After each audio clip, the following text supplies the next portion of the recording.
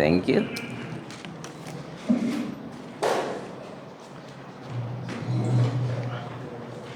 Good afternoon. Did you all take a good nap? I did. எல்லாரும் நல்ல ஒரு குட்டி தூக்கம் போட்டீங்களான்னு கேட்குறாரு. அவர் நல்லா தூங்கினாரா? I had two questions that I like to address before I start today's lesson. இந்த பாடத்தை தொடங்குவதற்கு முன்பதாக என்னிடத்தில் 2 கேள்விகள் கேட்கப்பட்டிருக்கிறது. அந்த கேள்விகளுக்கான பதிலை சொல்லி இந்த பாடத்திற்குள்ளாக நான் கடந்து செல்ல விரும்புகிறேன். One friend asked, "Who is Mark?" ஒரு நண்பர் கேட்டாரு, இந்த மார்க் யாரு? And I realized I have not talked about Mark. அப்பதான் எனக்கு புரிஞ்சது, ஐயோ இந்த நூலின் ஆசிரியரை பத்தி நம்ம பேசவே இல்லையே. It's very hard to know who each gospel writers are. Matthew, Mark, Luke, and John. We have 4 of them, and it's hard to know who actually wrote them. Mark, லூக்கா, மத்தேயு, யோவான், இந்த 4 சுவிசேஷ நூல்கள் இருக்கு. இந்த நூல்களை எழுதின ஆசிரியர்களை குறித்து நாம் அறிந்து கொள்வது மிக கடினம். ஏன்னா இந்த ஆசிரியர்களை பற்றி அதிகம் வேதத்தில் கூறப்படவில்லை. Yeah, the letters don't, letters have I Paul and Timothy write these letters, or I Peter write this letter, but we don't have that same title for the Gospels. ஒருவேளை நிருபங்களை நாம் எடுத்துக்கொள்வோமே என்றால், நிருபங்களை எழுதுறவங்க என்ன பண்ணுறாங்க, முதல்ல தங்களை அறிமுகப்படுத்தி கொள்கிறாங்க. ஆனால் இந்த சுவிசேஷங்களை எழுதினவங்க தங்களை அறிமுகப்படுத்தி கொள்ளாததுனால இவர்கள் யார் என்று நாம் முழுவதுமாக அறிந்து கொள்வது கடினம். But from the early tradition on, like within 100 years of the Gospels being written, church started to assign different people these book Gospels. இந்த நூல்கள் எழுதப்பட்ட 1ஆம் நூற்றாண்டிலேயே ஆதி திருச்சபையினர் இந்த நூலின் ஆசிரியர் இவர்தான் என்பதை நன்றாக அறிந்திருந்தனர். அவர்கள் மூலமாக தான் நாம் இதை அறிந்து கொள்கிறோம். So they said Matthew the Levite we talked about, he wrote the Gospel of Matthew, and then John son of Zebedee wrote the Gospel of John. உதாரணமாக மத்தேயுவின் சுவிசேஷத்தை எழுதியவர் யார்? லேவி ஆகிய மத்தேயு தான் மத்தேயின் சுவிசேஷத்தை எழுதினார் என்றும், யோவான் சுவிசேஷத்தை எழுதியவர் யார்? செபதேயுவின் குமாரனாகிய யோவான் தான் அதை எழுதினார் என்றும் ஆதி திருச்சபையினர் நம்பினர். And then Paul had a traveling companion named Luke, a physician. They said Luke wrote both the Gospel of Luke and the book of Acts. அப்போஸ்தலனாகிய பவுலோடு கூட பிரயாணியாய் இருந்த லூக்கா என்பவர்தான் லூக்கா எழுதின நற்செய்தி நூலையும் அப்போஸ்தலர் நடபடிகளையும் எழுதினார் என்று ஆதி திருச்சபையினர் நம்பினர். That left us with the Gospel of Mark. இப்போ மீதம் இருப்பது ஒரே ஒரு சுவிசேஷ நூல் தான், மார்க் எழுதின சுவிசேஷம். They attributed it to John Mark, the person that we see in the book of Acts. His mother's name is Mary, and seems to be Mary is a cousin or a niece of Barnabas. Okay, இந்த நிருபத்தை எழுதினவர் பேர் வந்து John mark. அவரை John மார்க்னு தான் நம்ம வேதத்தில் பார்க்குறோம். யோவான் மார்க்குன்னு சொல்லி தமிழில் சொல்லலாம். அவருடைய தாயாருடைய பெயர் மரியாள். இந்த மரியாள் யாருன்னு சொல்லி கேட்டிங்க அப்படின்னா, பர்னபாவனுடைய சகோதரி, அதாவது கசின் சொல்கிறப்ப சித்தப்பா பெரியப்பா பொண்ணாக இருப்பாங்க அந்த மேரி மரியாள் என்பவர். So when Paul and Barnabas went on the first missionary journey, Barnabas took his cousin or nephew John Mark with them. அப்போஸ்தலனாகிய பவுல் அவருடைய முதல் சுவிசேஷ பயணத்தை, மிஷனரி பயணத்தை செய்த போது பர்னபாவோடு கூட செல்றாரு. அந்த பர்னபா என்ன பண்றாரு, தன்னுடைய சகோதரியின் மகனான மார்க், இந்த ஜான் மார்க்கை கூட கூட்டிட்டு போறாரு. Halfway through the journey, John Mark went home. அந்த முதலாம் சுவிசேஷ பயணத்தில் என்ன நடந்தது, இந்த ஜான் மார்க்கால என்ன பண்ண முடியல, தொடர்ந்து அவங்களோட பயணிக்க முடியல, பாதியிலே அவர் திரும்ப வீட்டுக்கு வந்துறாரு. Some people say he was homesick, other people say he was physically sick, and other people say he didn't like a Jew didn't like constantly going into Gentile houses. அவர் ஏன் திரும்ப வந்தாருன்னு சொல்லி 3 காரணங்களை சொல்றாங்க. ஒன்று, அவருக்கு வந்து வீட்டு ஞாபகம் வந்திருக்கலாம், அதனால திரும்ப வந்துட்டாரு. இல்லை உடல்நிலை சரியில்லாமல் போயிருக்கலாம், அதனால திரும்ப வந்துட்டாரு. வேறு சிலர் என்ன சொல்றாங்கன்னா, இவர் ஒரு யூதனாக இருந்தபடினாலே புறஜாதிகள் மத்தியில் ஊழியம் செய்வது அதிகமாக விருப்பம் இல்லாததுனால அவர் திரும்ப வந்திருக்கலாம்னு கருத்துக்கள் இருக்கு. Whatever it was, it caused a little bit tension between Paul and Barnabas. Because when they went on the second missionary journey, Barnabas once again wanted to take John Mark, and Paul said no. அது காரணம் என்ன என்று நமக்கு தெளிவாக தெரியாவிட்டாலும் இந்த John mark பாதியில திரும்ப வந்தனால பவுலுக்கும் பர்னபாவுக்கும் இடையே ஒரு கருத்து வேறுபாடு வந்தது. இரண்டாம் சுவிசேஷ பயணத்தில் இந்த மார்க்குவை கூட்டிட்டு போகணும்னு சொல்லி பர்னபா விரும்புறாரு. பவுல் இல்லை, கூட்டிட்டு போக முடியாதுன்னு சொன்னனால அவர்களுக்குள்ளாக ஒரு கருத்து வேறுபாடு வந்ததை நாம் பார்க்கிறோம். That's a blessing. அது வந்து ஒரு ஆசீர்வாதமான ஒரு கருத்து வேறுபாடு. Because their plan was to go the same route a second time. ஏன்னா அவங்களுடைய திட்டம் வந்து ரெண்டு பேரும் முதல் சுவிசேஷ பயணத்தில் எந்த இடத்துக்கு போனாங்களோ அதே இடங்களை சுற்றி பார்க்கணும்னு சொல்லி அவங்க திட்டமிட்டு இருந்தாங்க. But because of the tension, John Mark and Barnabas went the same route. Paul and Silas and Timothy went a different route, and they met with each other periodically. அவங்களுக்குள்ளாக ஏற்பட்ட கருத்து வேறுபாடு நிமித்தமா அவங்க ரெண்டு பேரும் என்ன பண்ணாங்க, சரி நம்ம பிரிந்து செல்லலாம்னு சொல்லிட்டு பர்னபாவும் மார்க்கும் முதல் சுவிசேஷ பயணத்தில் எங்கெல்லாம் போனாங்களோ அங்கெல்லாம் திரும்ப போறாங்க. பவுலும் சீலாவும் தீமோத்தேயும் வேற வழியில போறாங்க. ஆனா அவங்க பல இடங்கள்ல ஒன்றாக சந்தித்து கொண்டு தங்களுடைய ஊழியத்தை குறித்து ஒருவரோடு ஒருவர் பரிமாறிக்கொள்கிறார்கள். We know from other passages like in Peter and also Timothy that eventually Paul and Mark became friends. தீமோத்தேயுக்கு எழுதப்பட்ட நிருபத்தில் நம்ம வாசிக்கும் போது பின்னாட்களில் இந்த மார்க்கும் பவுலும் மிக நெருங்கிய நண்பர்களாக மாறினார்கள் என்று நாம் வாசிக்கின்றோம். He says to Timothy, when you come, bring John Mark with you because he is dear to me. ஏனென்றால் அவர் தீமோத்தேயுக்கு ரெண்டு தீமோத்தேயு எழுதும்போது சொல்றாரு, நீ வரும்போது மார்க்குவை உன்னோடு கூட கூட்டிக் கொண்டு வா, அவன் எனக்கு பிரியமான ஒரு சகோதரன் என்று சொல்றாரு. And so church history believes this John Mark later worked with Peter in Rome, and he was listening to Peter speak the language in Aramaic, and he was writing them down in Greek for the people in Rome to understand the beginning of Jesus' ministry. சபை வரலாறு என்ன கூறுகிறது என்றால், இந்த John mark எனப்பட்டவர் பேதுரு ரோமாபுரியிலே Rome நகரிலே ஊழியம் செய்தபோது பேதுருவோடு கூட இருந்து பேதுரு அராமிய மொழியிலே பிரசங்கித்தவைகளை கிரேக்க மொழியிலே ஒரு சுவிசேஷ நூலாக ரோமர்கள் வாசிக்கும்படியாக எழுதியதாக திருச்சபை வரலாறு கூறுகிறது. And there is no reason to doubt this history. இந்த ஜான் மார்க் தான் இந்த சுவிசேஷத்தை எழுதினார் என்பதை சந்தேகிப்பதற்கு எந்த ஒரு காரணமும் இல்லை. Because the early church genuinely believed it, and they were close to the history than you and I are. ஆதி திருச்சபையினர் இந்த நூல் எழுதப்பட்ட காலத்திலே அவர்கள் இருந்ததினாலே அவர்கள் அதை அறிந்திருந்தார்கள், அதை அவர்கள் நம்பினார்கள். But regardless of who wrote the gospel, the message is the same. ஒருவேளை ஒரு சிலர் வந்து இந்த ஆதி திருச்சபையின் பாரம்பரியத்தை வந்து ஏற்றுக்கொள்ளாவிட்டாலும் இந்த மார்க் எழுதின சுவிசேஷம் என்ன செய்தியை போதிக்குது அந்த செய்தி மாறப்போறது கிடையாது. There is another rule that theologians use, and that is, do they contradict each other? Like four gospels contradict each other. அதே போல நம்ம இந்த 4 சுவிசேஷங்களை குறித்து பேசும்பொழுது வேத வல்லுநர்கள் வந்து என்ன சொல்லுவாங்கன்னா, சுவிசேஷங்கள் ஒன்றோடு ஒன்று முரண்படுகிறதா இல்லை என்றால் ஒத்திசைகிறதா என்று அவர்கள் பார்ப்பார்கள். If they greatly contradicted each other, then we have a problem. ஒருவேளை இந்த மார்க் எழுதின சுவிசேஷம் மற்ற 3 சுவிசேஷங்களுக்கு முரண்பட்டு இருக்குமே என்றால் அது நிச்சயமாகவே இது வேதமா இல்லையா என்ற ஒரு கேள்வியை நமக்குள்ளாக எழுப்பக்கூடும். They don't contradict, they have additional material, and sometimes how they tell a story is different from each other. இந்த மார்க் எழுதின சுவிசேஷமானது மற்ற சுவிசேஷ நூல்களிலிருந்து முரண்படவில்லை. மற்ற சுவிசேஷகர்கள் மார்க்கை காட்டிலும் சில காரியங்களை அதிகமாக சொல்லியிருக்கிறார்கள். சில சமயம் ஒரே சம்பவத்தை ஒவ்வொருவருடைய பார்வையிலே அவங்க என்ன பண்ணிருக்காங்க நமக்கு விளக்கி காண்பித்திருக்கிறார்கள். Last Tuesday, not today is a Tuesday, right? Yeah. So 1 week ago I did a wedding in Singapore. கடந்த செவ்வாய்க்கிழமை ஐயா அவர்கள் சிங்கப்பூர்ல ஒரு திருமணத்தை நடத்தி வைத்திருக்கிறார். After I finished the wedding, the couple said to us, "Tell us your wedding story." அந்த திருமணத்தை நடத்தி வைத்து முடித்ததுக்கு அப்புறமேல புதிதாக திருமணமானவர்கள் ஐயா உங்க திருமணம் எப்படி நடந்ததுன்னு சொல்லுங்க அப்படின்னு கேட்டாங்க. I told the story. அப்ப இவர் அவங்களுடைய திருமணம் எப்படி நடந்ததுன்னு சொன்னாங்க. And the bride asked Lori, "Is that how you remember?" அப்ப இவர் சொல்லி முடிச்ச உடனே இவருடைய மனைவியை பார்த்து அந்த புதிதாக திருமணமான பெண் கேட்டிருக்கா, அக்கா நீங்களும் இப்படிதான் நம்புறீங்களா, இதுதான் உங்களுடைய கதையா அப்படின்னு சொல்லி கேட்டிருக்காங்க. She said, no, it's different.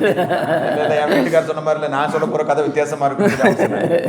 Yeah, we were both at the same wedding, but we remember the incidents very differently. பாருங்களேன், இப்போ கணவன் மனைவி ரெண்டு பேருமே ஒரே நாள் திருமணத்தில் நினைக்கப்பட்டிருந்தாலும் அந்த நாளை குறித்து கணவன் நினைத்து பார்ப்பது வேற, மனைவி நினைத்து பார்ப்பது வேற. So the same way, the gospel writers, they remember the story, but they emphasize different parts.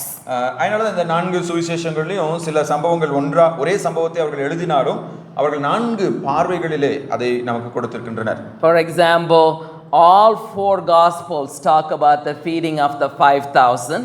உதாரணமாக 5000 பேரை இயேசு கிறிஸ்து போஷித்தது 4 சுவிசேஷ நூல்களிலும் இடம்பெற்றிருக்கு. But only Mark tells us it was barley bread. Mark மட்டும் தான் என்ன பண்றாரு அப்படின்னா அது கோதுமை ரொட்டி என்று நமக்கு சொல்றாரு. It's not பருப்பு வடை, it is கொழுந்து வடை. அது அப்படின்னா நான் நீ பருப்போட சாப்பிட உளுந்தோட சாப்பிட்டேன்னு சொல்ற மாதிரி அந்த உளுந்து வடை. Yeah, the same way John remembered it was barley, but not other gospels.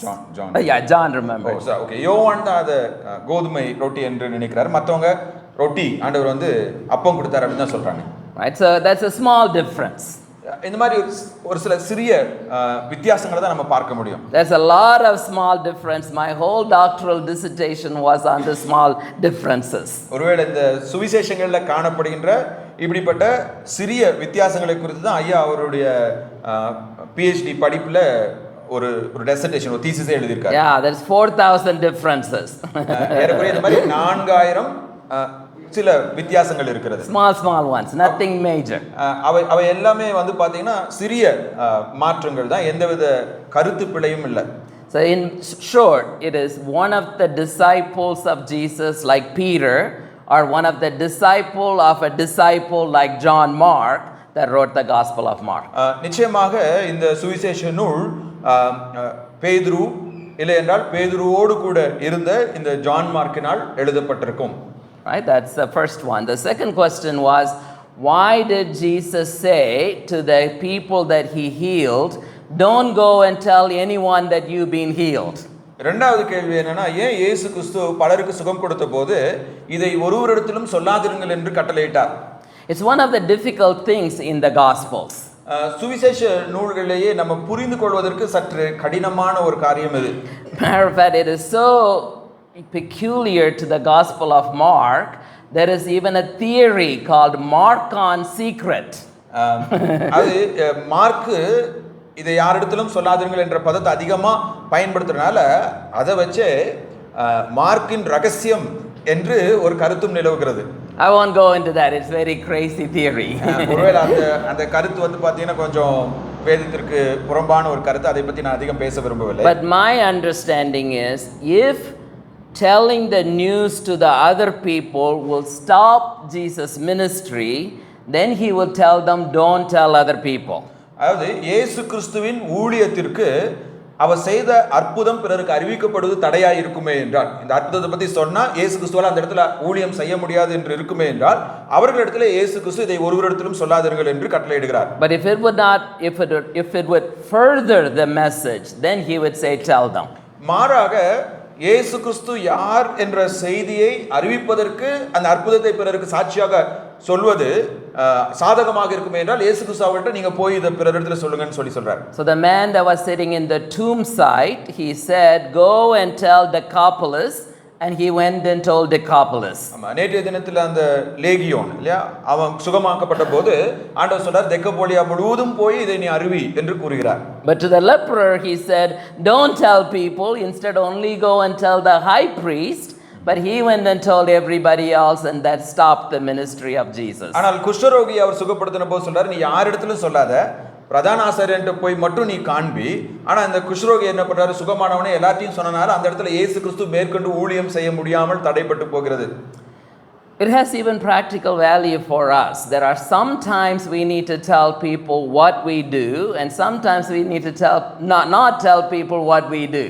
ஒருவேளை இது ஊழியத்தில் இருக்கிற நமக்கும் கூட ஒரு நல்ல ஒரு எடுத்துக்காட்டாக இருக்கும். சில வேளைகளில் நம்ம என்ன செய்கிறோம் அப்படிங்கிறத வெளிப்படையாக மக்கள்கிட்ட நம்ம சொல்லலாம். சில நேரங்களில் நம்ம என்ன செய்கிறோம் என்பதை நாம் வெளிப்படையாக மக்களிடத்திலே கூறவும் கூடாது. All my students know that I'm a professor and also a missionary. இவருடைய மாணவர்கள், அதாவது வேத பாடசாலையில் இருக்கிற மாணவர்களுக்கு எல்லாம் தெரியும் இவர் ஒரு ப்ரொஃபஸர் மட்டுமல்ல, ஒரு மிஷனரியும் என்று. But on Friday when I landed at the Bangalore airport, they said, "What do you do?" I said, "I'm a professor." ஆனால் வெள்ளிக்கிழமை பெங்களூர் வந்தபோது இவர்கிட்ட கேள்வி கேட்டாங்க ஏர்போர்ட்ல, நீ யாருன்னு சொல்லி கேட்டா நான் ஒரு ப்ரொஃபஸர் என்று அவர் சொன்னார். I'm not going to tell them I'm missionary. அந்த இடத்துல நான் ஒரு மிஷனரி என்று சொல்ல வேண்டிய தேவையில்லை. They may kick me out even though I'm an Indian citizen. ஒருவேளை ஒரு இந்திய குடிமகனாக இருந்தாலும் மிஷனரின்னு சொன்னா ஒருவேளை உள்ள விடாம திரும்ப நீ சிங்கப்பூருக்கே போயிருன்னு சொன்னாலும் சொல்லலாம். Okay, is that clear? We have been talking about Gospel of Mark having two major sections. The first section talking about who is Jesus, and the second section, what is he up to or what is he going to do? இந்த mark எழுதின சுவிசேஷத்தை நாம் இரண்டாக பிரித்து பார்த்து கொண்டிருக்கிறோம். முதல் பகுதியிலே இயேசு கிறிஸ்து யார் என்று நமக்கு கூறப்பட்டிருக்கிறது. இரண்டாம் பகுதியிலே இயேசு கிறிஸ்து என்ன செய்ய போகிறார் என்பதை குறித்து நமக்கு சொல்லப்பட்டிருக்கிறது. By this morning we finished the first section and now we are beginning on the second section. இன்று காலையிலே நாம் மார்க்குவின் முதல் பகுதியை முடித்துவிட்டு இப்பொழுது இரண்டாம் பகுதிக்குள்ளாக கடந்து செல்கிறோம். In the second section, the very first part of the second session, 3 times Jesus would say, "I am going to the cross to die for you." இந்த இரண்டாம் பகுதியின் முதல் சில வசனங்களிலேயே இயேசு கிறிஸ்து 3 முறை நான் சிலுவையை நோக்கி செல்கிறேன் என்று தன்னுடைய சீஷர்களோடு பகிர்ந்து கொள்கிறார். And we will see a cycle here. Jesus will predict his suffering and his death. Immediately the disciples would have a nice argument with him and with each other, and then there will be a miracle. And then Jesus would repeat all over again, "I am going to die." இப்ப இயேசு கிறிஸ்து நான் பாடுபட வேண்டும், நான் மரிக்க வேண்டும் என்று சொன்ன உடனே சீஷர்கள் அதற்கு இயேசு கிறிஸ்துவிடத்தில் எதிர்ப்பு தெரிவிப்பாங்க. இல்லை அப்படின்னா அதை குறித்து தங்களுக்குள்ளாக அவர்கள் பேசிக்கொள்வார்கள். இது முடிஞ்ச உடனே ஒரு அற்புதம் நடக்கும். மறுபடியும் இயேசு கிறிஸ்து தான் சிலுவையை நோக்கி செல்கிறேன் என்று தன்னுடைய சீஷர்களுக்கு நினைவுபடுத்துவார். So there is 3 cycles of predictions. இப்படி இயேசு கிறிஸ்து தான் சிலுவையில் மரிக்க போவதையும் அதை சீஷர்கள் எதிர்ப்பதையும் அதை தொடர்ந்து ஒரு அற்புதம் நடப்பதும் என்று 3 சுழற்சிகளை நாம் பார்க்க முடியும். That takes us to chapter 11 where now Jesus is coming into Jerusalem where he will finally die. இந்த 3 சுழற்சிகளின் முடிவிலே மார்க் 11ஆம் அதிகாரத்தில் இயேசு கிறிஸ்து எருசலேமுக்குள்ளாக நுழைகிறார். எருசலேமிலே அவர் தன்னுடைய ஜீவனை விட போகிறார். So now we start with 8:31. Jesus began to teach saying, "It is necessary for the Son of Man to endure many sufferings and be handed over to the elders and the chief priests and the writers, so that he may be killed and after 3 days resurrected." 8ஆம் அதிகாரம் 31ஆம் வசனம் பின்வருமாறு கூறுகிறது, அல்லாமலும் மனுஷகுமாரன் பல பாடுகள் பட்டு மூப்பராலும் பிரதான ஆசாரியராலும் வேதபாரகராலும் ஆகாதவன் என்று தள்ளப்பட்டு கொல்லப்பட்டு 3 நாளைக்கு பின்பு உயிர்த்தெழுந்திருக்க வேண்டியது என்று அவர்களுக்கு போதிக்க தொடங்கினார். Now that is not what the disciples signed up for. சீஷர்கள் இதை எதிர்பார்த்து இயேசு கிறிஸ்துவை பின்பற்றவில்லை. Right? They thought, "Hey, this is a cool dude to follow." அவங்க என்ன நினைச்சாங்க, இவரு நல்ல ருசிகரமான ஒரு ஆளா இருப்பாரு, இவரு பின்னாடி நம்ம போலாம்னு சொல்லி வந்தாங்க. And it's been really good for 3 years. They have seen all kinds of miracles, all kinds of wonders, and ate all kinds of good food and drank plenty of red wine or grape juice. They are enjoying their time for 3 years. 3 வருடமாக இந்த இயேசு கிறிஸ்து பின்னாடி வந்தபோது நிறைய அற்புதங்களை பார்த்தாங்க, நிறைய சாப்பாடு, அதோடு கூட சேர்ந்து என்ன சொல்றது, நிறைய திராட்சை ரசம், நல்லா வைனும் குடிச்சிட்டு ரொம்ப சந்தோஷமா பின்னாடி போயிட்டு இருந்தாங்க. A little bit like the story of seminary students. I see a few of them. Till graduation, they are so happy because somebody else cooks for them, somebody else teaches them, somebody else pays for their electricity, but now they have to go and find a job. சில சமயத்துல செமினாரில் படிக்கிற மாணவர்களுடைய நிலையும் சீஷருடைய நிலை மாதிரி தான். ஏன்னா அவங்க 3 வருஷம் செமினாரில் இருக்கிறப்போ யாராவது ஒருத்தர் அவங்களுக்கு ஸ்பான்சர் பண்ணுவாங்க, யாராவது ஒருத்தர் அவங்களுக்காக சமைப்பாங்க, எல்லாமே யாராவது ஒருத்தர் செய்வாங்க. ஆனால் கிராஜுவேஷன் வாங்கின உடனே அவங்க போய் என்ன பண்ணணும், எல்லாவற்றையும் தங்களுக்காக செய்து கொள்ளணும்னு சொல்றப்போ அவங்களுக்கு சற்று அதிர்ச்சியாக இருக்கும். The first week of May is graduation for my college in Singapore. All of April, I have a list where they can sign up to visit with me. All of April, those 3-4 weeks are full of appointment. Everyone at my door saying, what am I going to do now that I'm graduating? மே மாதம் வந்து இவர் teach பண்ற செமினரியில் graduation கொடுப்பாங்க.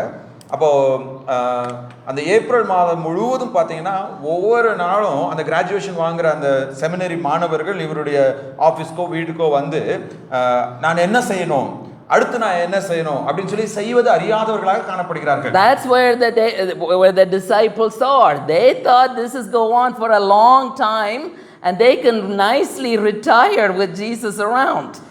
சீஷர்களும் கூட இயேசு கிறிஸ்துவோட ஊழியத்தில் இருந்த நாட்கள் அப்படிதான் நினைச்சிருக்காங்க. இவர் ரொம்ப நாள் ஊழியம் பண்ணுவாரு, அப்படியே இவரு கூட நம்ம ஜாலியா சுத்திட்டே ரிட்டையர் ஆகலாம்னு சொல்லி யோசிச்சுட்டு இருக்கிறப்போ திடீர்னு இவர் நான் மறிக்க போறேன்னு சொன்னோடனே அவங்களுக்கு என்ன பண்றதுனே தெரியல. Yeah, they only heard half the story. He said he will suffer many things, handed over to the religious leaders and killed, and their ears closed. அதாவது அவரு மனுஷகுமாரன் மூப்பராலும் பிரதான ஆசிரியரும் வேதபாரகரும் ஆகாதவர் என்று தள்ளப்பட்டு கொல்லப்பட்டு அப்படின்னு சொன்ன உடனே அவங்க காதெல்லாம் அடைஞ்சிருச்சு. அதுக்கப்புறம் அவர் என்ன சொன்னாருன்னு கேட்கவே இல்லை அவங்க. Right, he says 3 days later I'll be back. 3 நாளுக்கு அப்புறம் நான் உயிர் தெழுவேன்னு சொன்னது அவங்க காதுக்குள்ளார ஏறவே இல்லை. It's like the Terminator saying I'll be back. அது ஆங்கிலத்துல டெர்மினேட்டர் ஒரு படம் இருக்கு, அதுல அவர் எப்பொழுதுமே நான் திரும்ப வருவேன் சொல்ற மாதிரி Rajinikanth coming back. Well, I don't know if he's even an actor anymore. When I was a little boy, he was the famous actor. Rajinikanth மாதிரி எப்பொழுதுமே சூப்பர் ஸ்டாரா இருப்பாருன்னு சொல்லி நினைச்சிருப்பாங்க இயேசு கிறிஸ்து. Jesus says 3 days later, I'll be back. இயேசு கிறிஸ்து சீஷர்களுக்கு சொன்னாரு 3 நாளிலே நான் உயிர் தெழுவேன். But look what Peter does. ஆனா பேதுரு என்ன சொல்றாரு பாருங்க. He takes him aside and said, don't say such things. பேதுரு அவரை தனியே அழைத்து கொண்டு போய் அவரை கடிந்து கொண்டான். That's not his job. பேதுரு செய்ய வேண்டிய வேலை அது கிடையாது. That he is a disciple, not a teacher. இல்ல, அவன் வந்து ஒரு மாணவன், குருவுக்கு அவன் பாடம் சொல்லி தர வேண்டிய அவசியம் இல்லை. He is supposed to do what the teacher tells, not tell the teacher what to do. இந்த மாணவன் ஆசிரியர் என்ன சொல்கிறாரோ அதற்கு அவன் கீழ்ப்படிய வேண்டும். மாறாக ஆசிரியர்கிட்ட போய் நீங்க இதை தான் செய்யணும்னு கட்டளையிடுற உரிமை அந்த மாணவனுக்கு இல்லை. Jesus says, get away from me, Satan. You do not think the things of God, but things of people. இயேசு உடனே பேதுருவை பார்த்து சொல்றாரு, எனக்கு பின்னாக போ சாத்தானே, நீ தேவனுக்கு ஏற்றவைகளை சிந்தியாமல் மனுஷருக்கு ஏற்றவைகளை சிந்திக்கிறாய். He is not calling Peter Satan. அது பேதுருவை சாத்தான் என்று இயேசு சொல்ல கிடையாது. The word Satan means adversary. சாத்தான் என்றால் எதிராளி என்று அர்த்தம். A person who opposes your plan. நம்முடைய திட்டத்தை எதிர்ப்பவன் தான் எதிராளி. God's plan and Jesus' plan are to go to the cross. இயேசு கிறிஸ்துவின் திட்டம், பிதாவின் சித்தம் என்னவென்றால் கிறிஸ்துவானவர் சிலுவையிலே மரணத்தை ருசி பார்க்க வேண்டும். But Peter says, no, you can't go. ஆனா பேதுரு சொன்னார், இல்ல நீங்க சிலுவையில மரிக்க கூடாது. Right? Jesus has to obey God the Father's command. இயேசு பிதாவின் சித்தத்தை தான் செய்ய வேண்டும், not Peter's command. பேதுரு சொல்றத அவ செய்ய கூடாது. And he is being an adversary before him, so he says, get away from me, adversary. இந்த இடத்துல பேதுருவை அப்பாலே போ சாத்தானே என்று சொல்லும்போது அவனை சாத்தான் என்று சாத்தான் என்று கூப்பிடாமல் மாறாக தன்னுடைய திட்டத்திற்கு எதிராக செயல்படுவோன் என்பதை வெளிப்படுத்துவதற்காக அந்த வார்த்தையை அவர் பயன்படுத்துகிறார். But then Jesus has more bad news for them. அதை சொல்லிட்டு இன்னும் சில கெட்ட செய்திகளை அவர்களோடு பகிர்ந்து கொள்றாரு. He says, not only am I going to take the cross, if you want to follow me, you have to take the cross as well. 34வது வசனத்துல சொல்றாரு, நான் மட்டும் சிலுவையை தூக்க போறது இல்லப்பா, யாரெல்லாம் என்னை பின்பற்றி வரணுமோ அவங்க எல்லாருமே சிலுவையை சுமந்து கொண்டு தான் வர வேண்டும் என்று அவர் கூறுகிறார். If you save your life now, you would lose it later. but if you would lose it now, you will save it later. தன்னுடைய சீஷர்களை பார்த்து சொல்றாரு, ஒருவேளை உங்களுடைய ஜீவனை இப்ப நீங்க காப்பாத்திக் கொள்ளணும்னு நினைச்சீங்கன்னா அதை நீங்கள் நித்தியத்திலே இழந்து போய்விடுவீர்கள். உங்களுடைய ஜீவனை இப்ப நீங்க இழக்க ஆயத்தமா இருப்பீர்கள் என்றால் அதை நித்தியத்திலே நீங்கள் பெற்றுக்கொள்வீர்கள் என்று கூறுகிறார். Now that's some harsh things to hear. இது கேட்பதற்கு சற்று கடினமான ஒரு செய்தியாக இருக்கிறது. Right, again, the disciples did not follow him to be Roman criminals. அது சீஷர்கள் ரோமர்களால் குற்றவாளிகள் என்று குற்றம் சுமத்தப்பட்டு சிலுவையில் அறையப்படுவதற்காக இயேசு கிறிஸ்துவை பின்பற்றவில்லை. When Jesus asked them, what's your 10-year plan, they didn't say, I want to be crucified. அவருடைய சீஷர்கிட்ட இயேசு கிறிஸ்து எப்ப அவனுடைய எதிர்கால ஊழியத்தில் நீ என்ன பண்ண போறன்னு சொல்லி கேட்ட உடனே நான் சிலுவையில் மரிக்க போறேன்னு எந்த சீஷனும் சொல்ல கிடையாது. I do want to say something really touching to me. We have about 350 Chinese Christians in my college.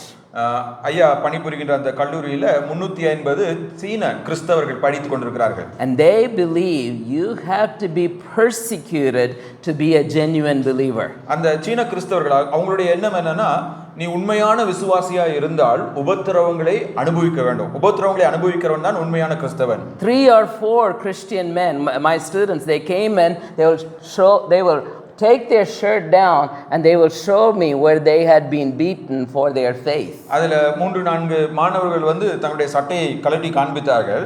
தங்களுடைய விசுவாசத்திற்காக அவர்கள் வாங்கின அடியின் தழும்புகள் அவருடைய முதுகிலே இருந்தது. In some way that's what Jesus is asking them to do. இங்கே சீஷர்களையும் இயேசு கிறிஸ்து இதைதான் செய்யும்படியாக அழைக்கிறார். History tells us both Peter and his brother Andrew were crucified. சபை வரலாறு கூறுகிறது, பேதுருவும் அவனது சகோதரனான அந்திரேயா இருவரும் சிலுவையில் அறையப்பட்டார்கள். The same Peter. இங்க இயேசு கிறிஸ்து சிலுவைக்கு போக கூடாதுன்னு சொன்ன அதே பேதுரு சிலுவையில் அறையப்பட்டான். Matter of fact, he said to the people, don't crucify me like the Lord Jesus, crucify me upside down. ஆமா, சபை வரலாறுல நாம் பார்க்கும்போது இந்த பேதுரு, என்னை நீங்கள் இயேசு கிறிஸ்துவை போல சிலுவையில் அறைய வேண்டாம், மாறா என்னை தலைகீழா நீங்க சிலுவையில் அறையுங்க என்று கேட்டுக்கொண்டான். Because by the end of the story, he understands the value of his life is not here, it is in afterlife. ஏனென்றால் பேதுரு தன்னுடைய கிறிஸ்தவ வாழ்க்கையின் பின் நாட்களிலே தன்னுடைய ஜீவன், தன்னுடைய வாழ்வானது இந்த உலகத்தை சார்ந்ததல்ல, அது இனி வரும் உலகத்தை சார்ந்தது என்பதை அவன் புரிந்து கொண்டான். Now, he also has this question in his mind, I would think, well, when is all this going to start? தன்னுடைய இருதயத்தில் அவனுக்கு இருந்த ஒரு கேள்வி என்னவென்றால், இயேசு கிறிஸ்து இப்போது கூறுகிற காரியங்கள் எல்லாம் எப்போது தொடங்கும்? But even if Peter did not have that question in his mind, Jesus is going to answer. He says, you are going to die, but I want to let you know you would be alive before God's kingdom comes in power. ஒருவேளை பேதுரு இந்த கேள்வியை கேட்காவிட்டாலும் கூட இயேசு கிறிஸ்து அங்கே தன்னுடைய சீஷர்களை பார்த்து சொல்றாரு, நீ மரிக்கும் முன்பதாக தேவனுடைய ராஜ்யம் முழு பலத்தோடு வருவதை காண்பாய் என்று கூறுகிறார். It's not going to be very long time future that they will see the kingdom of God. தேவனுடைய ராஜ்யம் என்பது சீஷருடைய நாட்களுக்கு வெகு காலத்திற்கு பின்பு வரப்போகின்ற ஒரு ராஜ்யம் அல்ல. It's going to start immediately. அது உடனடியாக தொடங்கப்படுகின்ற ஒரு ராஜ்யம். Matter of fact, the story continues in 9:2. It says 6 days later. 9ஆம் அதிகாரம் 2ஆம் வசனத்துல பார்ப்போம் என்றால், இயேசு கிறிஸ்து தேவனுடைய ராஜ்யத்தை நீங்க சீக்கிரம் காண்பீர்கள் என்று சொன்ன 6 நாளைக்கு பின்பு, and they go up into the mountain and there Jesus gets transfigured. அங்கே அவர்கள் மறுரூப மலையிலே இயேசு கிறிஸ்துவோடு கூட செல்கிறார்கள்.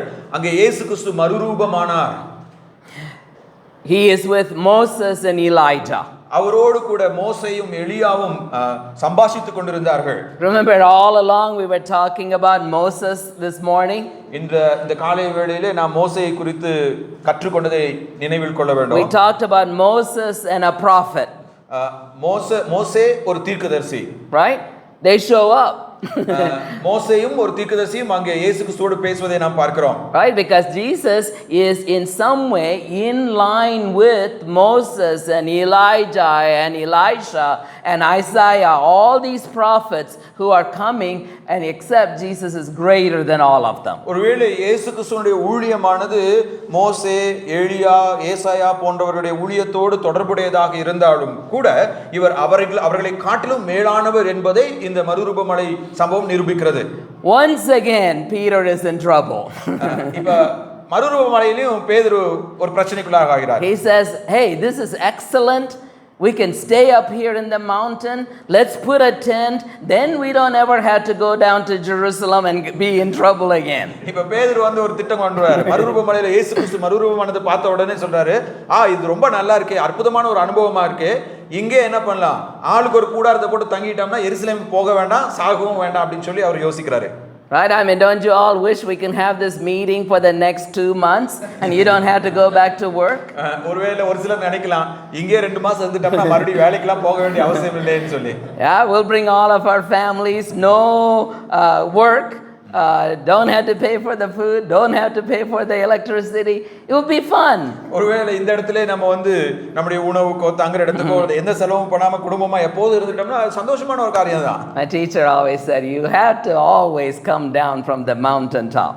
அதாவது இவருடைய ஆசிரியர் எப்பொழுதுமே என்ன சொல்லுவாருன்னா, நீங்க எப்போதுமே அந்த மலை உச்சியின் அனுபவத்திலிருந்து கீழே இறங்கி வரணும். Now John Mark has a parenthetical line in verse 6. He says Peter had no idea what he was saying because he was so frightened. ஆறாம் வசனத்துல பாத்தீங்க அப்படின்னா, பேதுரு வந்து அவர்கள் மிகவும் பயந்திருந்தபடியினால் தான் பேசுகிறது இன்னதென்று அறியாமல் பேசினதாக கூறுகிறார். Right? I have a feeling Peter told him that. ஒருவேளை இந்த சுவிசேஷத்தை எழுதின ஜான் மார்க் கிட்ட பேதுரு சொல்லிருப்பார், இதையும் சேர்த்து எழுதிரு. Yeah, because Peter understood, hey, I was a little nut. ஏன்னா உயிர்த்தெழுந்ததுக்கு அப்புறமே பேதுரு அறிந்திருப்பார், அப்படி நம்ம சொல்லியிருக்க கூடாது, நம்ம தகாததை பேசி விட்டோம் என்பதை அவர் அறிந்திருப்பார். Peter is ignored, but there's a new message again coming from the cloud and says, this is my son in whom I am well pleased. ஏழாம் வசனத்துல பார்த்தோம் அப்படின்னா, வானத்திலிருந்து ஒரு சத்தம், அதாவது ஒரு மேகம் அவர்கள் மேல் நிழலிட்டது, இவர் என்னுடைய நேசகுமாரன், இவருக்கு செவி கொடுங்கள் என்று அந்த மேகத்திலிருந்து ஒரு சத்தம் உண்டாயிற்று. Yeah, we heard the similar sound in Jesus' baptism. இயேசு கிறிஸ்து ஞானஸ்தானம் எடுத்த போதும் கூட வானத்திலிருந்து உண்டான ஒரு சத்தத்தை நாம் கேட்டோம். But once again we hear this same message with a slight change. Listen to him. மீண்டும் அந்த சத்தம் இங்கே கேட்கப்படுகிறது. ஆனா இந்த இடத்துல ஒரு சின்ன ஒரு மாற்றம் இருக்குது. அந்த மாற்றம் என்ன? இவருக்கு செவி கொடுங்கள். And there's a reason for it. Peter isn't listening. அது காரணம் என்னது? பேதுரு சொல்றதை கேட்கவே இல்லை, காது கொடுத்து கேட்கவே இல்லை. Now we talked about that earlier, the question, why is Jesus saying to some people, don't say anything like that, and the same thing Jesus says to Peter and the other disciples, don't tell anyone about this transfiguration until resurrection. எப்படி வியாதியஸ்தர்கள் குணமான போது இதை ஒருவருக்கும் அறிவியாமல் இருங்கள் என்று இயேசு கிறிஸ்து கூறினாரோ, அதே போல இந்த மறுரூப மலையின் அனுபவத்தை தன்னுடைய உயிர்த்தெழுதல் வரை யாரிடத்திலும் பகிர்ந்து கொள்ளக்கூடாது என்று அந்த 3 சீஷர்களுக்கும் இயேசு கிறிஸ்து கட்டளையிட்டார். Most likely the other disciples would say to them, why didn't you take us also up there to the mountain? ஒருவேளை இந்த 3 பேர் வந்து என்ன நடந்ததுன்னு சொன்னா மத்த சீஷர்கள் என்ன பண்ணிருப்பாங்க, இயேசு கிறிஸ்துவிட்ட போய் எங்களை ஏன் கூட்டிட்டு போல இயேசு கிறிஸ்துவோட அவங்க வாக்குவாதத்துல இறங்கி இருக்கலாம். Because in the next scene we will see they are fighting over who's the greatest. ஏன்னா இயேசு கிறிஸ்து கீழ இறங்கி வரப்ப என்னது, அங்க இருக்கிற சீஷர்கள் எல்லாம் யார் பெரியவன் சொல்லி அடிச்சிட்டு இருக்காங்க அவங்களுக்குள்ளார. You can see Peter saying, I am the greatest, I always say the bad things. பாருங்க, ஒருவேளை பேதுரு வந்து சொல்லிருக்கலாம், நான் தான் எப்போதும் ஏதாவது சொல்லிட்டே இருக்கேன், அதனால நான் தான் பெரிய ஆளுன்னு சொல்லிருக்கலாம். Seeing Elijah made them ask a theological question that was very common in the Jewish world.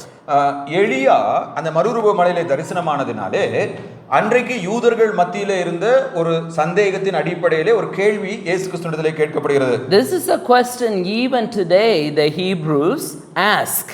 இன்றைக்கும் கூட எபிரேயர்கள் இந்த கேள்வியை மீண்டும் மீண்டும் கேட்டுக்கொண்டிருக்கிறார்கள். You know, we celebrate Lord's Supper, நாம் அனைவரும் கர்த்தருடைய பந்தியை கொண்டாடுகிறோம், which is based on Passover meal. அது பழைய ஏற்பாட்டிலே பஸ்கா என்ற பண்டிகையின் அடிப்படையிலே அமைந்த ஒரு காரியம். The Hebrew people, the Israelites, even today celebrate Passover. எபிரேயர்கள் யூதர்கள் இன்றைக்கும் பஸ்கா பண்டிகையை அனுசரித்து வருகிறார்கள். And one of the things that they do in the Passover festival is when they are sitting together, let's assume the house has 10 people, they will set the table for 10 people plus 1. It is called Elijah's table. அது ஒரு யூத குடும்பம் பஸ்கா பண்டிகையை அனுசரிக்கும் போது வீட்டில் ஒரு 10 பேர் இருக்கிறாங்கன்னு வச்சுக்கோ, அந்த 10 பேருக்கு என்ன பண்ணுவாங்க, உட்கார்ந்து சாப்பிடுவதற்கு சேர் போடுவாங்க, அடுத்து 11வது ஒரு சேர் போடுவாங்க. அந்த சேரை வந்து என்ன பண்ணுவாங்கன்னா எலியாவின் நாற்காலி என்று அழைப்பார்கள். And when the Passover meal begins, the father will ask one of the children, go open the door for the Elijah to come. அந்த பஸ்கா பண்டிகை சாப்பாடு அவங்க ஒண்ணா உட்கார்ந்து சாப்பிடுறப்போ அந்த தகப்பன் என்ன சொல்லுவாரு, வீட்ல இருக்கிற யாராச்சும் ஒருத்தர் போய் கதவை திறந்து விடுங்க, எலியா உள்ள வரட்டும் அப்படின்னு சொல்லுவாரு. And at the end of the meal he would say, sorry, Elijah hasn't come this year. Close the door. Maybe next year he will come. மறுபடியும் சாப்பிட்டு முடிச்சவனே என்ன பண்ணுவாங்க அப்படின்னா தன்னுடைய குடும்பத்திட்ட அந்த குடும்ப தலைவன் சொல்லுவாரு, மன்னிக்குவோம், இந்த வருஷம் எலியா வர கிடையாது, கதவை நம்ம சாத்திரலாம், ஒருவேளை அடுத்த வருஷம் எலியா நம்ம கூட வந்து சாப்பிடுவாருன்னு சொல்லுவாங்க. They do that even today. இன்னைக்கும் எலியா வருவாருன்னு சொல்லி அந்த பாரம்பரியத்தை அவர்கள் கடைபிடித்து வருகிறார்கள். So the disciples ask him, when is Elijah going to come? அதனால சீஷர்கள் வந்து எப்போ எலியா வருவாருன்னு சொல்லி ஒரு கேள்வி எழுப்புறாங்க. Right? Now I have a feeling these are still the same three disciples. ஒருவேளை இந்த கேள்வியை கேட்டது அந்த மூன்று சீஷர்கள் தான், யோவான், யாக்கோபு, பேதுருவா தான் இருக்கக்கூடும். They have seen him just then. இப்பதான் எலியா இறங்கி வந்ததை பார்த்தாங்க. So Elijah has come. எலியா வந்துட்டாரு. But their question is, when will he restore the kingdom? அவருடைய கேள்வி என்ன அப்படின்னா, எலியா வந்தா ஏன் கடவுளுடைய ராஜ்யம் இன்னும் ஸ்தாபிக்கப்படவில்லை? This Elijah came for a few minutes and he left. இந்த எலியா சில நிமிடங்கள் மாத்திரமே இறங்கி விட்டு மேலே சென்று விட்டார். But Jesus says the real Elijah has already come. இயேசு கிறிஸ்து அவங்களை பார்த்து சொன்னாரு, மெய்யான எலியா ஏற்கனவே வந்தாயிற்று. They have done to him everything they wish to do to him. 9:13 அந்த எலியாவுக்கு தங்களுக்கு இஷ்டமானபடி அவர்கள் செய்தார்கள் என்று கூறுகிறார். He is referring to John the Baptist. அவர் யோவான் ஸ்நானகனை குறித்து அங்கே பேசுகிறார். This is the reason we saw John the Baptist dressed very weird, like with a camel hair jacket and a leather belt. இதனாலதான் யோவான் ஸ்நானகன் மிகவும் வினோதமான ஒரு உடை அணிந்திருந்தான், ஒட்டக மயிரினால் செய்யப்பட்ட ஒரு உடையை அணிந்திருந்தான். And I'll give you the reference tomorrow, but in Kings it talks about Elijah being dressed in the similar way. ராஜாக்களின் புத்தகத்திலே நாம் வாசிக்கும் பொழுது எலியாவும் அதே போன்றுதான் உடை அணிந்திருந்தார் என்று கூறப்பட்டிருக்கிறது. And he was eating like a prophet in the wilderness. அதே எவ்வாறு யோவான் அரிதான உணவுகளை வனாந்திரத்திலே அருந்தினானோ அதே போலதான் எலியாவும் பழைய ஏற்பாட்டிலே அப்படிப்பட்ட உணவுகளை சாப்பிட்டார். So John is the second and the Elijah that was to come before the kingdom began. இந்த யோவான் தான் இரண்டாம் எலியா, இல்லை என்றால் அவர்கள் எதிர்பார்த்திருந்த எலியா. So now they leave the mountain with 3 of them and 4 with Jesus. They come down and there is a little argument happening among the disciples. இயேசு கிறிஸ்து தன்னுடைய 3 சீஷர்களோடு அந்த மறுரூப மலையிலிருந்து கீழே இறங்கி வராரு. அவர் கீழே இறங்கி வரப்போ மீதமுள்ள சீஷர்களுக்குள்ளாக ஒரு வாக்குவாதம் நடைபெற்றுக் கொண்டிருக்கிறது. And what's the problem? என்ன பிரச்சனை? There's a father who has a son, and the son has lots of seizures, and he had brought the son to the disciple for healing, but they can't heal him. அங்கே ஒரு தகப்பன் தன்னுடைய மகனை கொண்டு வராரு. ஒருவேளை இந்த மகனுக்கு அதிகமான வலிப்பு நோய் இருந்திருக்கலாம், அதிலிருந்து விடுதலை கிடைக்கும் என்று இந்த சீஷர்களை கூட்டி வருகிறாரு. ஆனால் இந்த சீஷர்களால் அவனுக்கு சுகம் கொடுக்க முடியவில்லை. Have these disciples done miracle before? இந்த சீஷர்கள் இதுக்கு முன்னாடி அற்புதங்கள் செய்திருக்கிறார்களா? Yeah. He sent them and they went and they chased away all kinds of demons and came back and they bragged about it. இதுக்கு முன்னாடி இயேசு கிறிஸ்து அவங்களை அனுப்புன போது அவங்க நிறைய அசுத்தாவிகளை விரட்டி அதை குறித்து இயேசு கிறிஸ்துட்டே வந்து ரொம்ப பெருமையா சொல்லிட்டு இருந்தாங்க. But why can't they do it now? ஆனா இப்ப அவங்களால ஏன் ஒன்றும் செய்ய முடியல? They lost their faith. ஏனென்றால் அவர்கள் தங்களுடைய விசுவாசத்தை இழந்து போனார்கள். Look at verse 19. You unbelieving generation. பாருங்க 19ஆம் வசனத்துல இயேசு அவர்களை பார்த்து சொல்றாரு, விசுவாசம் இல்லாத சந்ததியே. How long can I stay with you and how long can I put up with you? எதுவரைக்கும் நான் உங்களோடு இருப்பேன், எதுவரைக்கும் உங்களிடத்தில் பொறுமையாய் இருப்பேன். The minute Jesus went away, they thought they can't do these miracles anymore. பாருங்க இயேசு கிறிஸ்து அவங்களை தனியா விட்டுட்டு மலை மேல ஏறின உடனே இனிமேல் நம்மால இந்த அற்புதங்களை செய்ய முடியாது ஒரு அவிசுவாசம் அவர்களுக்குள்ளாக உருவாகி விட்டது. And also in verse 23 you would say everything is possible to the one who believes. 23ஆம் வசனத்துல இயேசு அவங்களை பார்த்து சொல்றாரு, விசுவாசிக்கிறவனுக்கு எல்லாம் கூடும். He isn't these guys aren't believing in Jesus anymore when in the just a brief disappearance. கொஞ்ச நேரம் இயேசு கிறிஸ்து அவங்களை விட்டுட்டு போன உடனே இயேசு கிறிஸ்து சொன்ன எதையுமே இவங்க நம்பல, எல்லாத்தையும் மறந்துட்டாங்க. Right, remember we talked about the partial eye opening earlier on. நம்ம காலையில பார்த்தோம் அவர்களுடைய கண்கள் ஒரு பகுதி மட்டும் சிறிதாக திறக்கப்பட்டது. Same way even now their eyes are only open halfway. If Jesus is around, we can heal. இப்பயும் கூட அவங்களுடைய கண்கள் பாதி தான் திறக்கப்பட்டிருக்கு. இயேசு கிறிஸ்து நம்ம கூட இருந்தா நம்மால அற்புதம் பண்ண முடியும், இயேசு கிறிஸ்து நம்ம கூட இல்லைன்னா நம்மால ஒண்ணுமே பண்ண முடியாது. Now the father hears that same statement and he says, I believe, and as a result there is healing. அந்த பாதிக்கப்பட்ட சிறுவனுடைய தகப்பனோ இயேசு கிறிஸ்து சொல்றாரு, நான் விசுவாசிக்கிறேன் என்று சொன்ன உடனே அவன் அந்த அற்புதத்தை பெற்றுக்கொள்கிறான். There's a second statement too at the end of verse 29 that says, such miracles can only happen by prayer. 29ஆம் வசனத்துல பார்ப்போமே என்றால், இவ்வகை பிசாசு ஜெபத்தினாலும் உபவாசத்தினாலுமே அன்றி மற்ற எவ்விதத்தினாலும் புறப்பட்டு போகாது என்று இயேசு கூறினார்.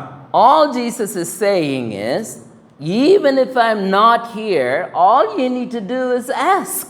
இயேசு கிறிஸ்து இதன் மூலமாக தன்னுடைய சீஷர்களுக்கு கூற விரும்பினது என்னது? நான் உங்க கூட இல்லைனாலும் இதற்காக நீங்கள் என்னிடத்தில் வேண்டிக் கொள்ளுங்கள். Don't jump all the way to disbelief. உடனே அவிசுவாசிகளாக மாறிவிடாதீர்கள். Right?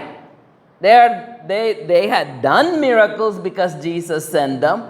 They have done other miracles because Jesus had commissioned them, but now they can't do it because Jesus isn't with them. All they needed to do was to ask. இயேசு கிறிஸ்து அவர்களோடு கூட இருந்தபோது அவர்களால் பல அற்புதங்களை செய்ய முடிஞ்சது. இப்ப இயேசு கிறிஸ்து அவர்களை விட்டு விலகி சென்ற உடனே இவங்களால ஏன் செய்ய முடியவில்லை? ஏனென்றால் அவர்கள் இயேசு கிறிஸ்துவிடத்திலே கேட்கவில்லை. அதனால் இயேசு கிறிஸ்து கேளுங்கள் அப்பொழுது உங்களுக்கு கொடுக்கப்படும் என்று அவர்களிடத்திலே கூறுகிறார். So the summary of the first prediction is this. இந்த இயேசு கிறிஸ்துவின் முதலாம் அறிவிப்பின் சுருக்கம் இதுதான். They don't like what Jesus has to say. இயேசு கிறிஸ்து என்ன சொல்ல விரும்பினாரோ, அவர்கிட்ட என்ன கூறினாரோ அது அவங்களுக்கு பிடிக்கல. They didn't fully hear the story that he will resurrect. அவர் உயிர்த்தெழுவார் என்பதை அவர்கள் முழுவதுமாக கேட்காதபடினாலே அவர் சொன்னது அவங்களுக்கு பிடிக்கல. But they heard he is going to the cross and they need to pick up cross. அவங்க காதுல விழுந்ததெல்லாம் இவரும் சிலுவையில போய் சாக போறாரு, நம்மளும் சிலுவையை சுமக்கணும்ங்கிறது மட்டும் தான் அவங்க காதுல விழுந்துச்சு. Which rushed them to place of unbelief. இத கேட்ட உடனே அவங்க எல்லா நம்பிக்கையும் இழந்து போய் விட்டார்கள். Right? Now that's danger for us too. நமக்கும் கூட அந்த ஆபத்து நிகழக்கூடும். Right? We can thrive in our ministry when everything goes our way. நம்முடைய கிறிஸ்தவ வாழ்விலும் ஊழியத்திலும் எல்லாம் நமக்கு சாதகமாக நடக்கும்போது ரொம்ப உற்சாகத்தோடு நாம் காணப்படுவோம்.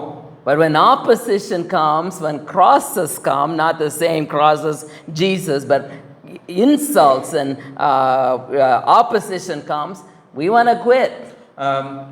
ஒருவேளை நம்முடைய வாழ்க்கையில திடீர்னு பிரச்சனைகளையும் பாடுகளையும் சிலுவைகளையும் நாம் சந்திக்கும் போது உடனே என்னடா விசுவாசம், இதெல்லாம் விட்டுட்டு போயிடலாமா அப்படின்னு நமக்கு தோணப்படும். I know me and I know many of my friends, we have all said, I think it's time to quit.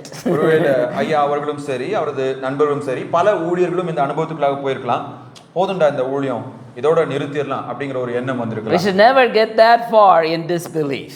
ஒருவேளை அந்த எண்ணமானது இயேசு கிறிஸ்துவை விட்டு விலகி செல்லும் அவிசுவாசத்துக்குள்ளாக நம்மை நடத்திவிடக் கூடாது. It's okay to be sad. சில சமயங்களில் இப்படிப்பட்ட வருத்தங்கள் ஏற்படக்கூடும். It's okay also to take a little break.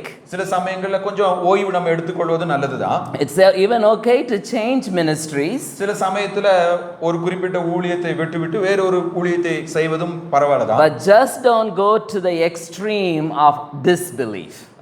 எந்த ஒரு காலகட்டத்திலையும் நான் ஊழியமே செய்ய மாட்டேன் அப்படிங்கிற ஒரு அவிசுவாச நிலைக்குள்ளாக நாம் போய்விடக்கூடாது. That brings us to the second prediction. இப்ப இயேசு கிறிஸ்து தன்னுடைய மரணத்தை குறித்து இரண்டாவது முறை பேச போகிறார். They're going through Galilee. இப்போ கலிலேயாவுக்கு அவங்க போயிட்டாங்க. And the disciples, Jesus says to them, the Son of Man is going to be delivered into the hands of people, verse 31, and he would be killed and after 3 days he will resurrect. 31 வசனம் 9:31 ஏனெனில் மனுஷகுமாரன் மனுஷர் கைகளில் ஒப்பு கொடுக்கப்படுவார் என்றும் அவர்கள் அவரை கொன்று போடுவார்கள் என்றும் கொல்லப்பட்டு 3ஆம் நாளிலே உயிர் தெழுந்திருப்பார் என்றும் அவர் தம்முடைய சீஷர்களுக்கு போதகம் பண்ணி சொல்லியிருந்தார். Earlier he talked about handed into all the religious leaders. Now he says to the people in general, Son of Man is going to be handed over. முதல் முறை தன்னுடைய மரணத்தை குறித்து அறிவித்த போது அவர் என்ன சொன்னாரு? அவர் வேதபாரகர் கையிலும் யூத மத தலைவர்கள் கையிலும் ஒப்பு கொடுக்கப்படுவார் என்று. இப்போ இரண்டாவது முறை தன்னுடைய மரணத்தை குறித்து அறிவிக்கும் போது சொல்றாரு அவர் மனுஷர் கையிலே ஒப்பு கொடுக்கப்படுவார். And verse 32 is a funny line. It says they didn't understand what Jesus said, but they were afraid to ask him.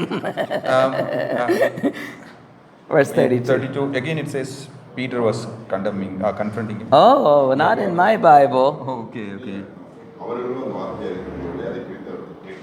Oh, sorry, 32. Yeah. Sorry. Okay. I'm thinking the same 32 is different. Oh, yeah. Sorry. 9:32 பாத்தீங்கன்னா இப்போ இயேசு இதை அறிவித்த உடனே அவர்களோ அந்த வார்த்தையை அறிந்து கொள்ளவில்லை, அதை குறித்து அவரிடத்தில் கேட்கவும் பயந்தார்கள்.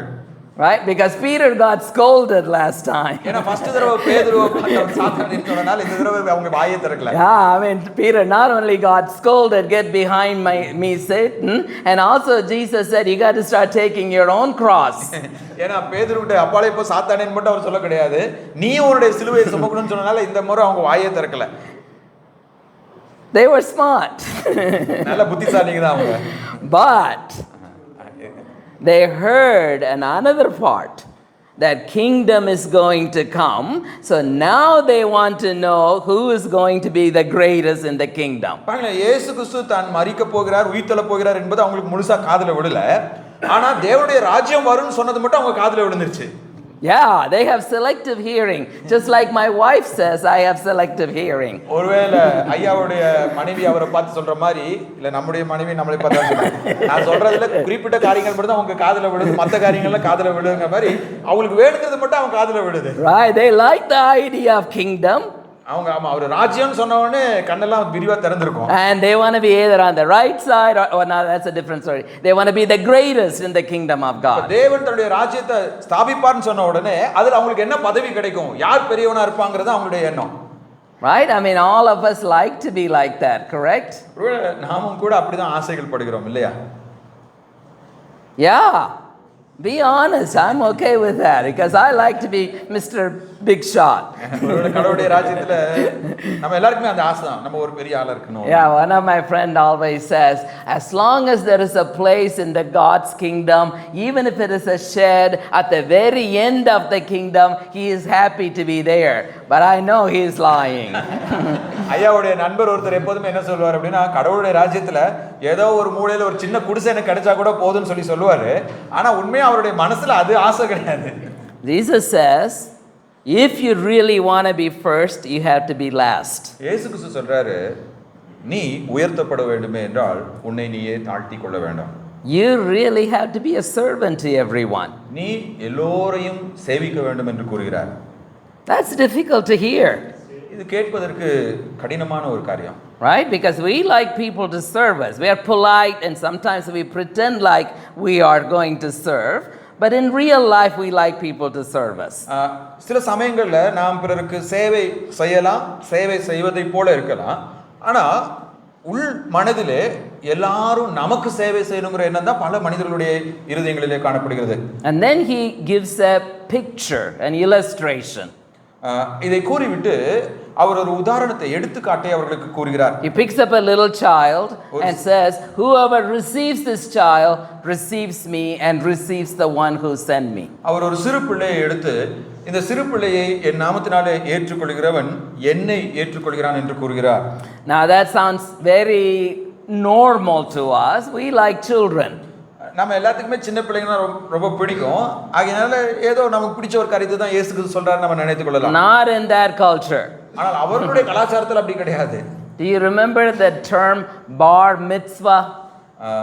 பார் மிட்ஸ்வா என்ற ஒரு பதம் உங்களுக்கு ஞாபகம் இருக்கா? Or bat mitzvah? Yeah, when people become people of covenant, when children become people of covenant. அதாவது பிள்ளைகள் உடன்படிக்கையின் பிள்ளைகளாக மாறும்போது we have something called age of accountability in Christian theology. நம்ம கிறிஸ்தவ இறையியலிலே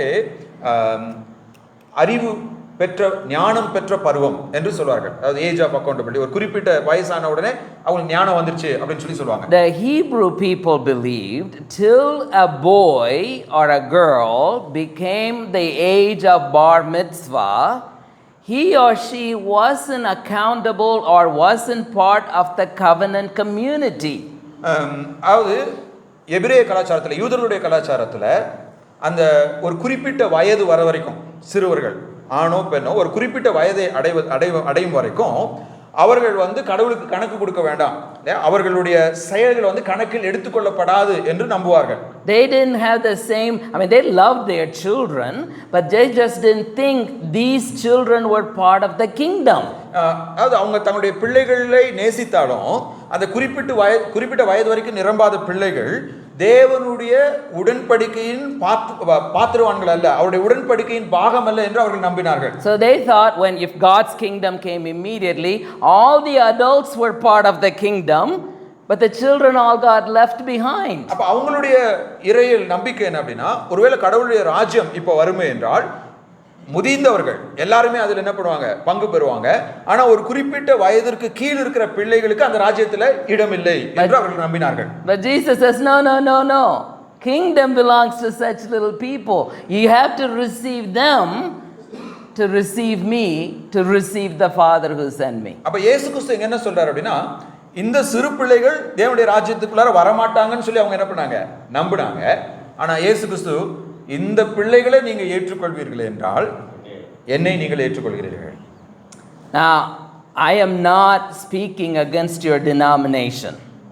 ஒருவேளை இருக்கிற ஒரு சில சபை பிரிவுகளை குறித்து நான் எதிராக பேச விரும்பவில்லை. Right, I'm going to only give an illustration. நான் ஒரு சின்ன உதாரணத்தை தான் கொடுக்க விரும்புகிறேன். My wife believed very strongly a person had to accept Jesus as their savior, go through the communion class and then can take communion. ஐயாவுடைய மனைவியினுடைய நம்பிக்கை என்னன்னா, ஒரு நபர் முதலாவது ரட்சிப்பின் அனுபவத்தை பெற்றுக்கொள்ள வேண்டும், அதுக்கப்புறமேலு திருப்பந்தியை குறித்த பாடங்கள் சபையில் போதிக்கப்படும் போது அதில் பங்கு பெறணும், அந்த பாடங்களில் பங்கு பெற்று அதை புரிந்து கொண்டதுக்கு அப்புறம் தான் அவங்க கம்யூனியன் எடுத்துக்கொள்ளணும் அப்படின்னு சொல்லி சொல்லுவாங்க. So one day when our older two sons were 5 years old, we were sitting together. I was at the one end and Lori was at the other end, and our three sons were in the middle. And as the communion cup went by, our oldest son picked the cup up. அதாவது இவங்க 3 மகன்களும் சிறு வயதாக இருக்கும்போது, 5 வயது இருக்கும்போது, ஒரு பக்கம் இவங்களுடைய மனைவியும் இன்னொரு பக்கம் இவங்களும் உட்காந்துருக்காங்க, நடு சீட்டில் இந்த 3 பசங்களும் உட்காந்துருக்காங்க. இப்போ அந்த கம்யூனியன் கொண்டு வரப்ப இவங்களுடைய மூத்த மகன் என்ன பண்ணிருக்கிறாரு, அதுல ஒரு கப்பை எடுத்திருக்காரு. And Lori said, no, this is only for the believers. And he said, I believe in Jesus. அப்ப அவங்க மகனை பார்த்து இவங்க மனைவி சொல்லியிருக்காங்க, டேய் இது விசுவாசிகளுக்கு மட்டும்தான் அப்படின்னு. அவன் சொல்லியிருக்கான், இல்ல நான் இயேசு கிறிஸ்துவை நம்புறேன்னு சொல்லியிருக்கான். And she told me, tell him not to take it. அப்ப இவரை பார்த்து அவங்க மனைவி சொல்லியிருக்காங்க, அப்ப அவனை எடுக்க கூடாதுன்னு சொல்லுங்க. I said, I am not going to go and tell Jesus I stopped a little kid from taking communion when he said he believes. It's between you and him. Now I'm not coming in between you and him. இப்ப இவர் அவங்க மனைவியை பார்த்து சொன்னாரு, ஐயோ இயேசு கிறிஸ்துவுக்கு முன்னாடி நின்னு அவரை விசுவாசிக்கிற ஒருத்தனை கம்யூனியன் எடுக்க கூடாதுன்னு நான் சொன்னேன்னு சொல்லி என்னால பதில் சொல்ல முடியாது, நீயும் உன் மகனுமே பேசி முடிவு எடுத்துக்கோங்க. So she divorced me. அதனால இவரை விவாகரத்து பண்ணிட்டாங்க. No, right? We sometimes get into the same mindset. சில சமயங்கள்ல நாமும் கூட என்ன பண்றோம், ஒரு குறிப்பிட்ட வயசுல தான் ஞானஸ்தானம் கொடுக்கணும், குறிப்பிட்ட வயசுல தான் திருப்பந்தி கொடுக்கணும் அப்படிங்கிற சீஷர்களை போன்ற ஒரு மனநிலைக்குள்ளாக போய் விடுகிறோம். But Jesus is saying kingdom of God belongs to anyone who wants to enter by faith. யாரெல்லாம் தன்னை விசுவாசிக்கிறார்களோ அத்தனை பேரும் தேவனுடைய ராஜ்யத்தின் பிள்ளைகள் என்று இயேசு கிறிஸ்து இங்கே கூறுகிறார். Even for non-covenantal children. அதாவது கடவுளின் உடன்படிக்கையின் பிள்ளைகளாக அவர்கள் இல்லாமல் இருந்தாலும் அவர்கள் தேவனை விசுவாசிக்கிறவர்களாக இருப்பார்கள் என்றால் அவர்கள் தேவனுடைய ராஜ்யத்தில் பிரவேசிப்பார்கள். That shocked the disciples. இதை கேட்டவுடனே சீஷர்கள் அதிர்ச்சி அடைந்தார்கள். That should shock us. இது நமக்கு கூட அதிர்ச்சியான ஒரு செய்தியாக இருக்கலாம். Right?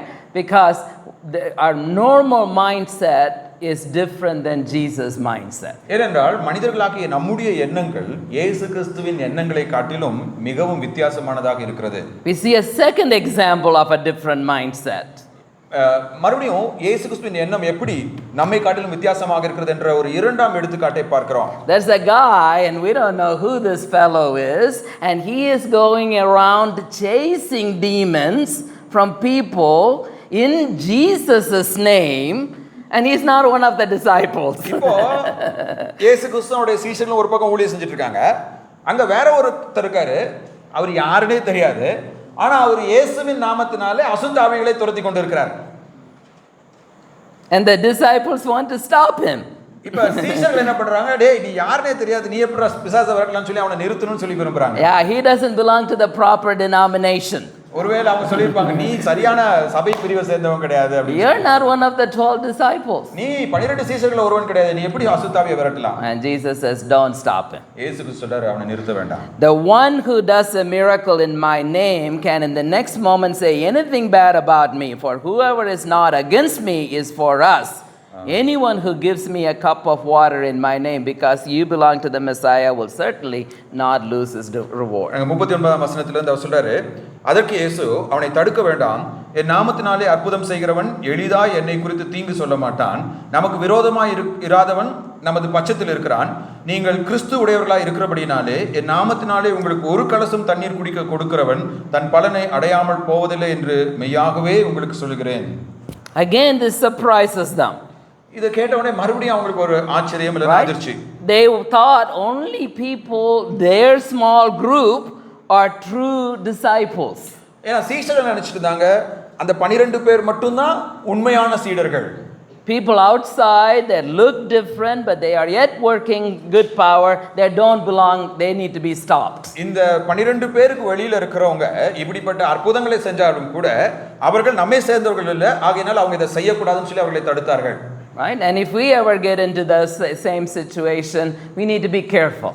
ஒருவேளை நாமும் கூட அந்த சீஷர்களை போன்ற மனநிலைக்குள்ளாக போவோம் என்றால் நாம் எச்சரிக்கையாக இருக்க வேண்டும். There is a very famous preacher in Singapore called Joseph Prince. சிங்கப்பூர்ல ஜோசப் பிரின்ஸ் என்ற மிகவும் பிரசித்தி பெற்ற ஒரு பிரசங்கியாளர் இருக்கிறாரு. All my students say you need to write to Joseph Prince and stop him. இவருடைய மாணவர்கள்லாம் இவர்ட்ட என்ன சொல்வாங்கன்னா, நீங்க ஜோசப் பிரின்ஸ் கிட்ட எழுதி அவரை ஊழியம் செய்ய கூடாதுன்னு சொல்லி நீங்க என்ன பண்ணணும், தடுத்து நிறுத்தணும். I say, have you not read it in Mark? He is not against us. Don't stop him. அப்போ நான் அந்த என்னுடைய மாணவர்கிட்ட தான் சொல்லுவேன், அவர் நமக்கு விரோதியா இல்ல அப்படின்னா அவர் நம்முடைய பட்சத்தில் இருக்கிறார், ஆகையால அவருக்கு எதிராக நான் எழுத போறது கிடையாது. Yeah, so sometimes we need to give people some grace. சில சமயங்களிலே நாம் நம்மோடு நம்முடைய நம்பிக்கைக்கு இணையான நம்பிக்கை இல்லாதவர்களிடத்துல கிருபை உள்ளவர்களாய் தாராள மனமுள்ளவர்களாய் இருக்க வேண்டும். But there is an important caution that Jesus gives to the disciples that they should not stumble anyone, they themselves should not stumble anyone from following after Jesus. இருப்பினும் கூட தேவன் அது இயேசு கிறிஸ்து ஒரு எச்சரிப்பு கொடுக்கிறார். என்ன அப்படின்னா, பிறர் விசுவாசத்திற்கு நீங்கள் இடரலாய் மாறிவிடக் கூடாது. They cannot be a hindrance.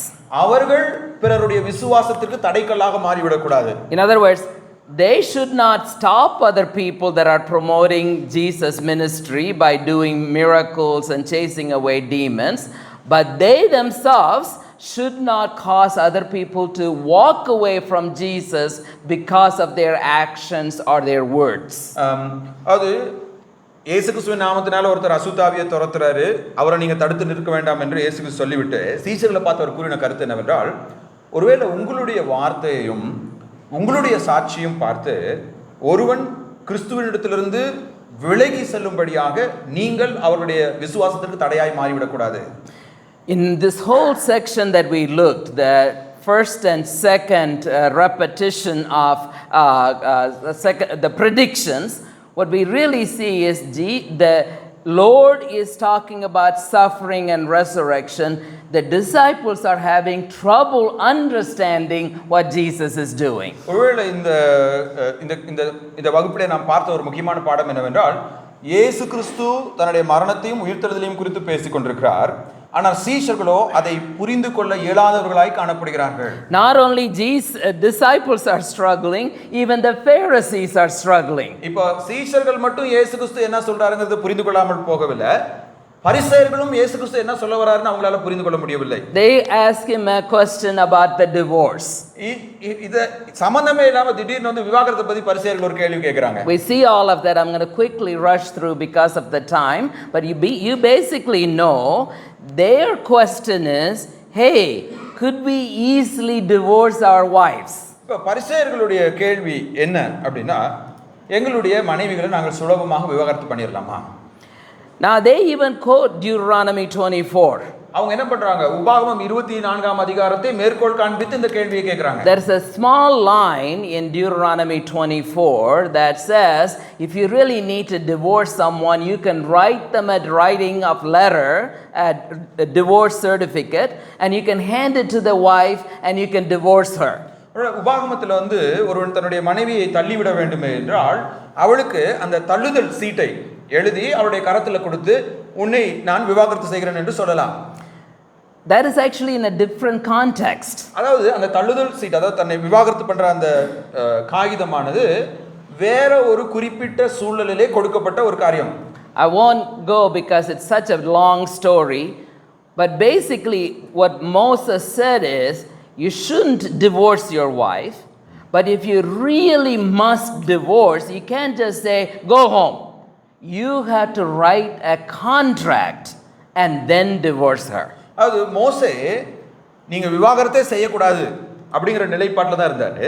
ஆனால் அதே சமயம் அந்த நாட்களில் கலாச்சாரத்தில் என்ன பண்ணுவாங்கன்னா, மனைவியை பார்த்து உன்னை நான் தள்ளி விடுகிறேன்னு சொல்லி அவளை விட்டுட்டு வேற ஒருத்தி கூட என்ன பண்ணிடுவாங்க, போயிடுவாங்க. அதனால மோசே என்ன பண்றாரு, நீ அப்படி செய்யக்கூடாது, மாறா அவளோடு கூட நீ ஒரு ஒப்பந்தம் செய்ய வேண்டும், விவாகரத்தின் ஒப்பந்தம் செய்ய வேண்டும் என்ற ஒரு புதிய பிரமாணத்தை அவர்களுக்கு கொண்டு வருகிறார். And in the contract usually they will talk about who gets which property, who gets which child, who gets the wealth. It's a little bit like modern day divorce agreements. இன்றைக்கு இருக்கிற நவீன காலத்துல கணவனும் மனைவியும் பிரியும் பொழுது யாருக்கு என்ன உடைமை, அவங்களுடைய சொத்துல யாருக்கு என்ன பங்கு, பிள்ளைகளை யார் வளர்க்க போறா, எந்த பிள்ளைகள் யாரோட இருக்குன்னு சொல்லி எல்லாமே டீட்டெயிலாக இருக்கிற மாதிரி மோசே அந்த நாட்களில் சொன்னார். உன்னுடைய மனைவியை நீ எளிதில் தள்ளிவிட முடியாது, ஒருவேளை அவளை விட்டு நீ பிரிய வேண்டுமே என்றால் அவளுக்கு கொடுக்க வேண்டியதெல்லாம் கொடுத்து தீர்ந்து விட்டு தான் நீ அவளை விட்டு பிரிய வேண்டும். Moses wasn't promoting divorce, he was controlling divorce. மோசே விவாகரத்து செய்யலாம்னு சொல்லி அனுமதி கொடுக்க கிடையாது, மாறா அவர்கள் வரைமுறை இல்லாமல் என்ன பண்ணாங்க, பெண்களை விவாகரத்து செய்து கொண்டதுனால அவர்களுக்கு கொடுக்கப்பட வேண்டியது கொடுக்கப்பட வேண்டும் என்ற ஒரு நல்ல எண்ணத்தோடு இந்த புதிய பிரமாணத்தை அவர்கள் கொடுத்தார். But the Pharisees only heard, just like disciples, they only heard part of the conversation. எப்படி சீஷர்கள் வந்து இயேசு கிறிஸ்து சொன்ன முக்கியமானதை விட்டுட்டு முக்கியமில்லாதது பிடிச்சிட்டாங்களோ, அதே மாதிரி இவங்க என்ன பண்ணாங்க, மோசே சொன்ன ஆழ்ந்த கருத்தை விட்டுட்டு இந்த சீட்டு கொடுத்தா மனைவி விவாகரத்து பண்ணிரலாம் அப்படிங்கறத மட்டும் பரிசேயர்கள் பிடித்துக் கொண்டார்கள். Yeah, they were going saying, hey, we can divorce our wives, we can divorce our wives, we can divorce our wives.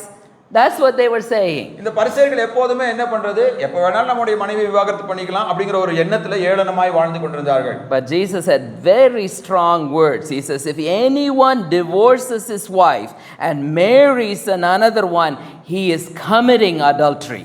ஆனா இயேசு கிறிஸ்து 10ஆம் அதிகாரம் 11ஆம் வசனம் சொல்றாரு, எவனாகிலும் தன் மனைவியை தள்ளிவிட்டு வேறொருத்தியை விவாகம் பண்ணினால் அவன் அவளுக்கு விரோதமாய் விபச்சாரம் செய்கிறவனாய் இருப்பான். But that's not only true of the males, it is also true of the females. If any lady divorces her husband and marries another man, she commits adultery. இது ஆண்களுக்கு மட்டும் பொருந்துவதல்ல. 12ஆம் வசனத்துல மனைவிகளை பார்த்து, மனைவியும் தன் புருஷனை தள்ளிவிட்டு வேறொருவனை விவாகம் பண்ணினால் விபச்சாரம் செய்கிறவளாய் இருப்பாள் என்றார். Now you would be upset, but I have to honestly say the scriptures do not promote divorce easily. ஒருவேளை இதை கேட்கிற ஒரு சிலர் வந்து சற்று சந்தேகம் கொள்ளலாம். ஆனால் பரிசுத்த வேதாகமம் என்ன கூறுகிறது என்றால், விவாகரத்துக்கு பரிசுத்த வேதாகமத்திலே இடமில்லை. When I was first Christian, American preachers spoke very strongly against divorce. Matter of fact, if a pastor was divorced, they immediately dismissed him. ஐயா அவர்கள் அமெரிக்காவுக்கு சென்ற ஆரம்ப நாட்களில் அமெரிக்காவில் உள்ள போதகர்கள் விவாகரத்துக்கு எதிராக மிகவும் கடினமாக பேசுவார்கள். ஒருவேளை ஏதாவது ஒரு போதகர் வந்து தன்னுடைய மனைவியை விவாகரத்து செய்வார் என்றால் உடனடியாக அவரை ஊழியத்திலிருந்து அகற்றி விடுவார்கள். But now we have so many divorced pastors. ஆனா இப்போ என்ன ஆயிடுச்சுன்னா நிறைய போதகர்களே விவாகரத்து பண்ணவங்களா தான் இருக்காங்க. It's as easy as changing iPhones. அதாவது ஒரு போன் மாத்துற மாதிரி இன்னைக்கு மனைவி கணவனே எல்லாம் மாத்திட்டு இருக்காங்க. Yeah, I know only one reason that the Bible allows, maybe two reasons the Bible allows divorce. ஒருவேளை நம்ம வேதத்தை நாம் கூர்ந்து கவனிப்போமே என்றால் ஒருவன் விவாகரத்து செய்ய வேண்டும் என்று தீர்மானம் எடுப்பானே என்றால் ஒருவேளை இரண்டு காரணங்கள் தான் வேதம் வந்து அதற்கு ஒத்துக்கொள்கிறது. One, the spouse had gone and committed adultery with someone else, and the first spouse cannot forgive that person.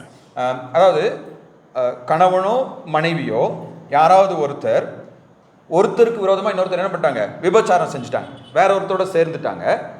அதை விபச்சாரம் செய்யாத கணவனாலோ மனைவியாலோ மன்னிக்க முடியாத பட்சத்தில் இவர்கள் அவர்களுக்கு விவாகரத்து கொடுக்கலாம். The Bible says it's good to be reconciled back. பாருங்க, வேதத்தின் கொள்கை அவ்வாறு விபச்சாரம் செய்தவர்களை மன்னித்து ஏற்றுக்கொள்ள வேண்டும் என்பதுதான் இயேசு கிறிஸ்துவினுடைய போதனை. You have to learn to forgive. நாம் ஒருவரை மன்னிக்க கற்றுக்கொள்ள வேண்டும்.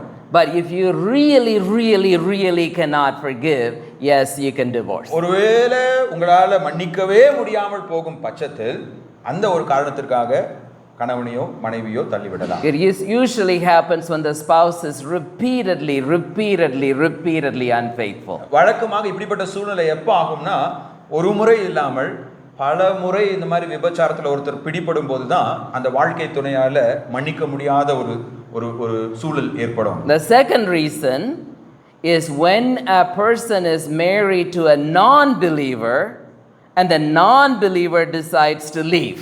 இரண்டாவது காரணம் பார்த்தீங்கன்னா நம்ம கொரிந்தியர்ல பார்க்கிறப்போ ஒரு விசுவாசி அவிசுவாசியை மணந்திருக்கும் சூழல்ல அந்த அவிசுவாசி விசுவாசியை விவாகரத்து செய்ய வேண்டும் என்று தீர்மானிப்பாளே என்றால் அங்கே விவாகரத்து அனுமதிக்கப்பட்டிருக்கிறது. And in that particular case you can go. ஒருவேளை நீங்க வந்து விவாகரத்து கோராமல் உங்களோடு இருக்கிற அந்த அவிசுவாச கணவனோ மனைவியோ உங்களை பிரிந்து விட வேண்டும் என்று தீர்மானம் எடுக்கும்போது அந்த சூழலிலே நீங்கள் அவர்களை விட்டு பிரியலாம். That example or that permission gives a little bit more freedom. For example, if there is a husband and wife and the husband always beats her, he is acting like an unbeliever. And at that case, I think the Bible allows divorce. After counseling, separation, trying to reconciliation, and him getting some beating, and then eventually getting them back together. ஒருவேளை நீங்க பார்த்தீர்கள் என்றால் ஒருவேளை அந்த ஒரு விசுவாசியை பிரிய வேண்டும் என்ற மனது இருக்கும் போது விசுவாசி அவர்களை விட்டு பிரிந்து செல்லலாம் என்று கூறுகின்ற அந்த கருத்தை நாம் எடுப்போம் என்றால் ஒரு குடும்பத்தில் ஒரு கணவன் இருக்கிறான், ஒரு மனைவி இருக்காங்க. அந்த கணவன் காட்டுமிராண்டித்தனமாக அந்த மனைவியை போட்டு அடித்து கொண்டே இருக்கிறான். ஒருவேளை அவனோடு கூட இருப்பது அந்த மனைவியினுடைய உயிருக்கே ஆபத்தான ஒரு சூழ்நிலையாக இருக்கும்போது அவனை கூப்பிட்டு நாம் ஒருவேளை கவுன்சில் பண்ணுறோம், அவனுக்கு எல்லா ஆலோசனையும் கொடுக்குறோம், இல்லை அவன் கேட்கலன்னா 2 அடியும் அடிச்சு பார்க்கணும். அதுக்கப்புறமா அவன் மனம் திரும்பவில்லை என்றால் அவன் ஒரு அவிசுவாசியை போலதான் என்ன பண்றான், நடந்து கொள்கிறான். ஒருவேளை அந்த சூழ்நிலையிலே இப்படிப்பட்ட விவாகரத்தை குறித்து நாம் சிந்திக்கலாம். I think it could extend a little bit more, like if there is emotional abuse, emotional abandonment, insincerity, starvation of affection, a whole bunch of things can fall into that category. ஒருவேளை அதை நாம் பொதுவாக நாம் வைத்து பார்க்கும்போது ஒரு கணவனோ மனைவியோ தான் செய்ய வேண்டிய கடமைகளை ஆற்றாமல் தொடர்ந்து புறக்கணித்து கொண்டு அவிசுவாசியை போல நடந்து கொள்ளும்போது அந்த இடத்திலே நாம் விவாகரத்தை பற்றி சிந்திக்கலாம். But in general, we Christians should really believe what Jesus teaches. இருப்பினும் விசுவாசிகளாகிய நாம் இயேசு கிறிஸ்து என்ன போதிக்கிறாரோ அந்த போதனைகளை நம்புகிறவர்களாய் இருக்க வேண்டும். The statistics are changing all over the world, and I heard even in India divorce is on the rise. இந்த உலகம் முழுவதும் நம்ம பார்க்கிறப்போ இந்தியாவில் கூட இன்றைக்கு விவாகரத்து கணிசமாக உயர்ந்து வருவதாக கூறப்படுகிறது. Now I know I took a little bit more time, but I think this is important for us to keep in mind because Jesus went to the cross for these teachings. இது இது இது நான் சற்று நேரம் அதிகம் எடுத்து உங்களோடு கூட பகிர்ந்து கொள்வது காரணம் என்னன்னா, இந்த மாதிரி விவாகரத்து போன்ற காரியங்களுக்கு எதிராக இயேசு கிறிஸ்து பேசுறதுனால தான் அவரை சிலுவையிலே அறைஞ்சாங்க. Right? Because he is teaching things against what the disciples have heard all their lives. இந்த சீஷர்கள் இத்தனை வருஷமா எதை கேட்டு வளர்ந்தார்களோ அது எல்லாம் தவறு என்று இயேசு கிறிஸ்து அவர்களுக்கு கூறிக்கொண்டிருக்கிறார். He is saying you don't have to wash your hands because anything that goes into your mouth is not going to harm you, but anything that comes from your heart through your mouth, that's what's going to harm people. இயேசு கிறிஸ்து என்ன சொல்றாரு, நீங்க யூத பாரம்பரியம் கூறுவதை போல கை கழுவ வேண்டும் என்ற அவசியம் இல்லை. ஏன்னா நீங்க என்ன சாப்பிடுறீங்களோ அது வெளியில போயிடும். மாறாக உங்களுடைய இருதயத்திலிருந்து என்ன வருகிறதோ அதுதான் உங்களை உண்மையாக கரைப்படுத்தும். But the Pharisees are saying wash your hands, wash your utensils, wash your spoons and your forks. ஆனா பரிசேயர்கள் என்ன சொல்றாங்க, உன் கையை மட்டும் கழுவுனா பத்தாது, பாத்திரங்களையும் பண்டங்கள் எல்லாத்தையும் நீ கழுவணும் அப்படின்னு சொல்லி அவங்க சொல்றாங்க. The Pharisees are saying you don't have to take care of your mom and dad, just give the korban to the temple. பரிசேயர்கள் சொன்னாங்க, உங்க வயதான அம்மாவையும் அப்பாவையும் நீங்க வீட்ல வச்சு கவனிக்கணும்னு அவசியம் இல்லை, அதுக்கு பதிலா கோயிலுக்கு கொஞ்சம் காணிக்கை கொடுத்துட்டு எல்லா பிரச்சனையும் தீர்ந்துரும். Jesus is saying that's the traditions of men, but God's heart is to take care of the father and mother. இயேசு சொன்னாரு, மனுஷன் என்ன வேணாலும் சொல்லலாம், ஆனா கடவுள் உன்னுடைய பெற்றோரையும் உன்னுடைய தாயும் தகப்பனையும் நீ கனம் பண்ண வேண்டும் என்றால் அவர்கள் வாழ்நாள் முழுவதும் நீ அவங்களை கவனித்துக் கொள்ள வேண்டும். One more thing, the Pharisees are teaching you can divorce as long as you write the certificate. பரிசேயர்கள் என்ன போதித்தாங்க, நீங்க அந்த தள்ளுதல் சீட்டை எழுதி கொடுக்கிற மாதிரி இருந்தா உங்க மனைவியை நீங்க என்ன பண்ணிடலாம், விவாகரத்து பண்ணிடலாம், பிரச்சனையே இல்லை. Give me a few more minutes and I'll wrap this up and we'll take a break. இன்னும் சில நிமிடங்கள்ல நம்ம இந்த வகுப்பை முடிச்சிடலாம். Because there's one more important story. ஏன்னா இன்னும் ஒரு முக்கியமான ஒரு கதை இருக்கு. A very rich man comes to Jesus and says, how do I enter God's kingdom? இப்போ இதெல்லாம் நடந்து கொண்டிருக்கும் போது ஒரு மிகப்பெரிய ஐஸ்வர்யவான் மிகுந்த செல்வந்தன் இயேசு கிறிஸ்து வந்து, ஐயா நான் நித்திய ஜீவனை பெற்றுக்கொள்வதற்கு என்ன செய்ய வேண்டும்? Right? Now in that culture, this man is the ideal righteous man.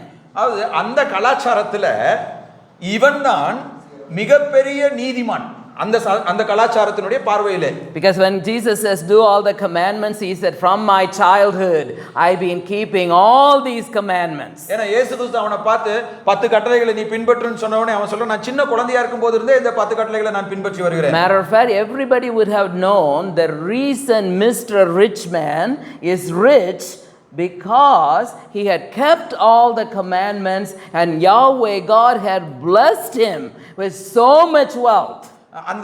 அந்த கலாச்சாரத்தில் அவங்க அவனை பார்க்கும்போது என்ன நினைச்சிருப்பாங்கன்னா, இவன் ஏன் இவ்வளவு பெரிய பணக்காரனா இருக்கிறான், ஏன்னா இவன் நியாயப்பிரமாணத்தை முழுவதும் கடைபிடித்தனால தான் யெகோவா இவனை அளவில்லாமல் ஆசீர்வதிச்சிருக்காரு, இவன் இவ்வளவு பெரிய செல்வந்தனா இருக்கிறான்னு.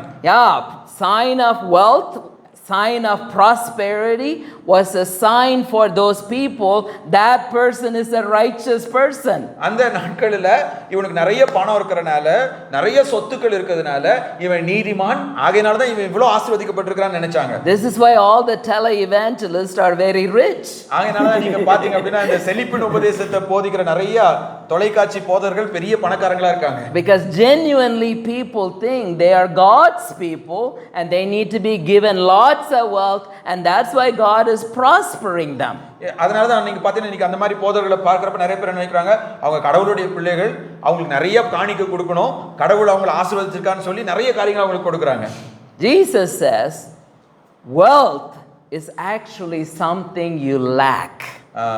ஆனால் இயேசு கிறிஸ்து அவனை பார்த்து சொல்றாரு, இந்த செல்வம் உனக்கு இல்லாத ஒண்ணுடைய அடையாளமாக இருக்கிறது. He says one thing you lack. உனக்குள்ளாக ஒரு குறை இருக்கிறது. You have too much wealth, give them all away, come and follow me. இயேசு கிறிஸ்து அவனை பார்த்து சொல்றாரு, உனக்குள்ளாக காணப்படுகின்ற குறை என்ன தெரியுமா, நீ மிகுந்த ஆஸ்தியுடையவனா இருக்கிறாய், அதுதான் உனக்குள்ளாக இருக்கிற குறை. It is very hard for a rich person to enter God's kingdom. இயேசு கிறிஸ்து சொல்றாரு, ஐஸ்வர்யவான் தேவனுடைய ராஜ்யத்தில் பிரவேசிப்பது மிகவும் அரிதாக இருக்கிறது. Right? Because they know they are wealthy, they have everything that they need, they don't need God at all. ஏன்னா ஐஸ்வர்யவான்கள் என்ன நினைக்கிறாங்க அப்படின்னா, எங்களுக்கு தேவையானது எல்லாமே இருக்கு, ஆகையால் எங்களுக்கு கடவுள் தேவையில்லை. And so Jesus says, this is not an advantage. You are not righteous. You are actually in danger of entering God's kingdom because you're அவனை wealthy. பார்த்து சொல்றாரு, உனக்கு இவ்வளவு செல்வம் இருக்கிறது நீ நீதிமான் என்பதற்கு அடையாளம் அல்ல, மாறாக நீ மிகப்பெரிய ஆபத்தில் இருக்கிறாய், நீ தேவனுடைய ராஜ்யத்திற்குள் பிரவேசிக்க போவதில்லை. And my good old friend Peter shows up. இப்ப மறுபடியும் பேதுரு என்ன பண்றாரு? தலையை காமிக்கிறாரு. We are so grateful for Peter. பேதுருக்காக நம்ம ரொம்ப நன்றி சொல்லணும். He says, but Lord Jesus, we left the nets and the boats and the family and followed you. What are we going to get? 28ஆம் வசனத்துல பார்த்தீங்கன்னா பேதுரு சொல்றாரு, ஆண்டவரை பார்த்து, ஆண்டவரே நாங்க எல்லாவற்றையும், எங்களுடைய படகையும் எங்களுடைய வலையையும் எங்களுடைய குடும்பத்தையும் விட்டுட்டு வந்தோமே, எங்களுக்கு என்ன கிடைக்கும்? Yeah. Not only he wants to be in the kingdom the greatest, but also he wants to be in the kingdom with lots of treasures. அதாவது பேதுரு தேவனுடைய ராஜ்யத்துல உயர்ந்தவனா இருக்கணும்னு மட்டும் ஆசை கிடையாது, மிகப்பெரிய செல்வந்தனா இருக்கணும்னு அவன் ஆசைப்படுறான். We are not that far off. ஒருவேளை நம்ம பேதுருவை காட்டிலும் நம்ம ரொம்ப வித்தியாசமானவங்க கிடையாது. I have heard many Christians tell me they are going to have mansions in heaven. நிறைய விசுவாசிகள் சொல்ல நான் கேட்டிருக்கேன், என்ன அப்படின்னா எனக்கு பரலோகத்துல பெரிய மாளிகை இருக்கும்.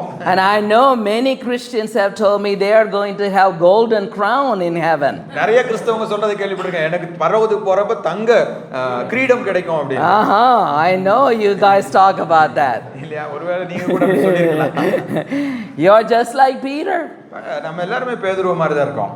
And Jesus gives him a comfortable thought. He says, if you sacrifice all of this for the sake of the gospel, you will get so much more than you can ever imagine. 30வது வசனத்துல இயேசு கிறிஸ்து பேதுருவை பார்த்து சொல்றாரு, தேவனுடைய ராஜ்யத்திற்காக, சுவிசேஷத்திற்காக நீ இதை இழப்பாயே என்றால் நூறத்தனையாக அநேக காரியங்களை நீ பெற்றுக்கொள்வாய். You will have more homes than you ever want. இயேசு சொல்றது பாருங்க, வீடுகளையும், brothers, sisters, mothers, children and fields along with persecution in eternal life. பாருங்க இயேசு கிறிஸ்து 30ஆம் வசனத்துல இப்பொழுது இன்மையிலே துன்பங்களோடு கூட நூறத்தனையாக வீடுகளையும் சகோதரரையும் சகோதரிகளையும் தாய்களையும் பிள்ளைகளையும் நிலங்களையும் மறுமையிலே நித்திய ஜீவனையும் அடைவான் என்று மெய்யாகவே உங்களுக்கு சொல்லுகிறேன். Lori and I have been married for 36 years. ஐயாவும் அவரது மனைவியும் 36 வருடங்கள் ஆச்சு திருமணமாகி. In the last 36 years we have lived in 21 different houses. கடந்த 36 வருடங்கள்ல 21 வித்தியாசமான வீடுகள்ல அவங்க குடியிருந்திருக்காங்க. Pastor was asking, how do you pack and leave all the time? Pastor கேட்டார், எப்படி ஒவ்வொரு தடவையும் பெட்டி படுக்கையெல்லாம் கட்டிட்டு உங்களால போக முடியுது? In Singapore alone we have lived in 5 different houses. இப்ப சிங்கப்பூர்ல அவங்க இருக்காங்க, சிங்கப்பூர்ல 5 வீடுகள் அவங்க மாற வேண்டியிருந்தது. That's the blessing of being in ministry. You have many homes. அதாவது ஊழியத்துல இருக்கிற ஒரு பெரிய ஆசீர்வாதம் என்னன்னா உங்களுக்கு நிறைய வீடு கிடைக்கும். Right? None of them are yours, but you can always have different homes. அடிக்கடி வீடு மாத்திட்டே இருக்கலாம், ஆனா ஒண்ணு உங்க சொந்த வீடா இருக்காது. You have lots of moms, lots of brothers, lots of sisters, all of you, right? There's about 100 of us here, brothers and sisters. Lot more than I don't even have a living brother. I have 2 sisters, but in Christ I have hundreds of sisters and hundreds of brothers. பாருங்களேன், நம்ம விசுவாசத்தின் நிமித்தமாக ஒருவேளை ஐயாவுக்கு அவரோடு கூட இருக்கிற ஒரு சகோதரன் கிடையாது, 2 சகோதரிகள் தான் இருக்காங்க. ஆனால் அவர்களை காட்டிலும் விசுவாசத்தின் நிமித்தமாக அவர் பெற்றுக்கொண்ட குடும்பம் பெரியது. போற இடத்துல எல்லாம் நூற்றுக்கணக்கான சகோதர சகோதரிகளை சம்பாதிக்க முடியுது. Not in heaven. You won't have a mansion in heaven, but you would have lots of homes here. இயேசு கிறிஸ்து என்ன சொன்னார்னா, நீ பரலோகத்துல போய் ஒரு பெரிய மாளிகையில குடியிருக்க போறது கிடையாதுப்பா, இங்க உனக்கு நிறைய வீடுகள் இருக்கும். Right? Matter of fact, he says one more thing, Peter, you will have lots of persecutions too. அதோடு கூட இயேசு கிறிஸ்து என்ன சொன்னார்னா, நிறைய பாடுகள் பட வேண்டும், துன்பங்களும் இருக்கும். Peter is like, why did I ask? பேதுரு நினைச்சிருப்பார், ஏன்டா இந்த கேள்வியை கேட்டோம். Suffering is certain in Jesus' life. இயேசு கிறிஸ்துவின் வாழ்விலே துன்பங்கள் நிச்சயமாக இருக்கும். But that's only the first part. The second part is resurrection. துன்பம் ஒருவேளை தொடக்கமாக இருந்தாலும் அது முடிவல்ல, முடிவு உயிர்த்தெழுதல். Peter keeps hearing only the first part. பேதுருவுக்கு இந்த துன்பம் மட்டும் தான் காதுல விழுந்துட்டே இருக்குது, உயிர்த்தெழுதல் காதுல விட மாட்டேங்குது. We shouldn't be like that. நம்ம பேதுரு மாதிரி இருக்க கூடாது. Let's take a break and come back and look at the third prediction. Okay, நம்ம ஒரு சின்ன இடைவேளை எடுத்துவிட்டு மீண்டும் வரும்போது தன்னுடைய அறிவு இயேசு கிறிஸ்துவின் 3ஆம் அறிவிப்பை நம்ம பார்க்கலாம்.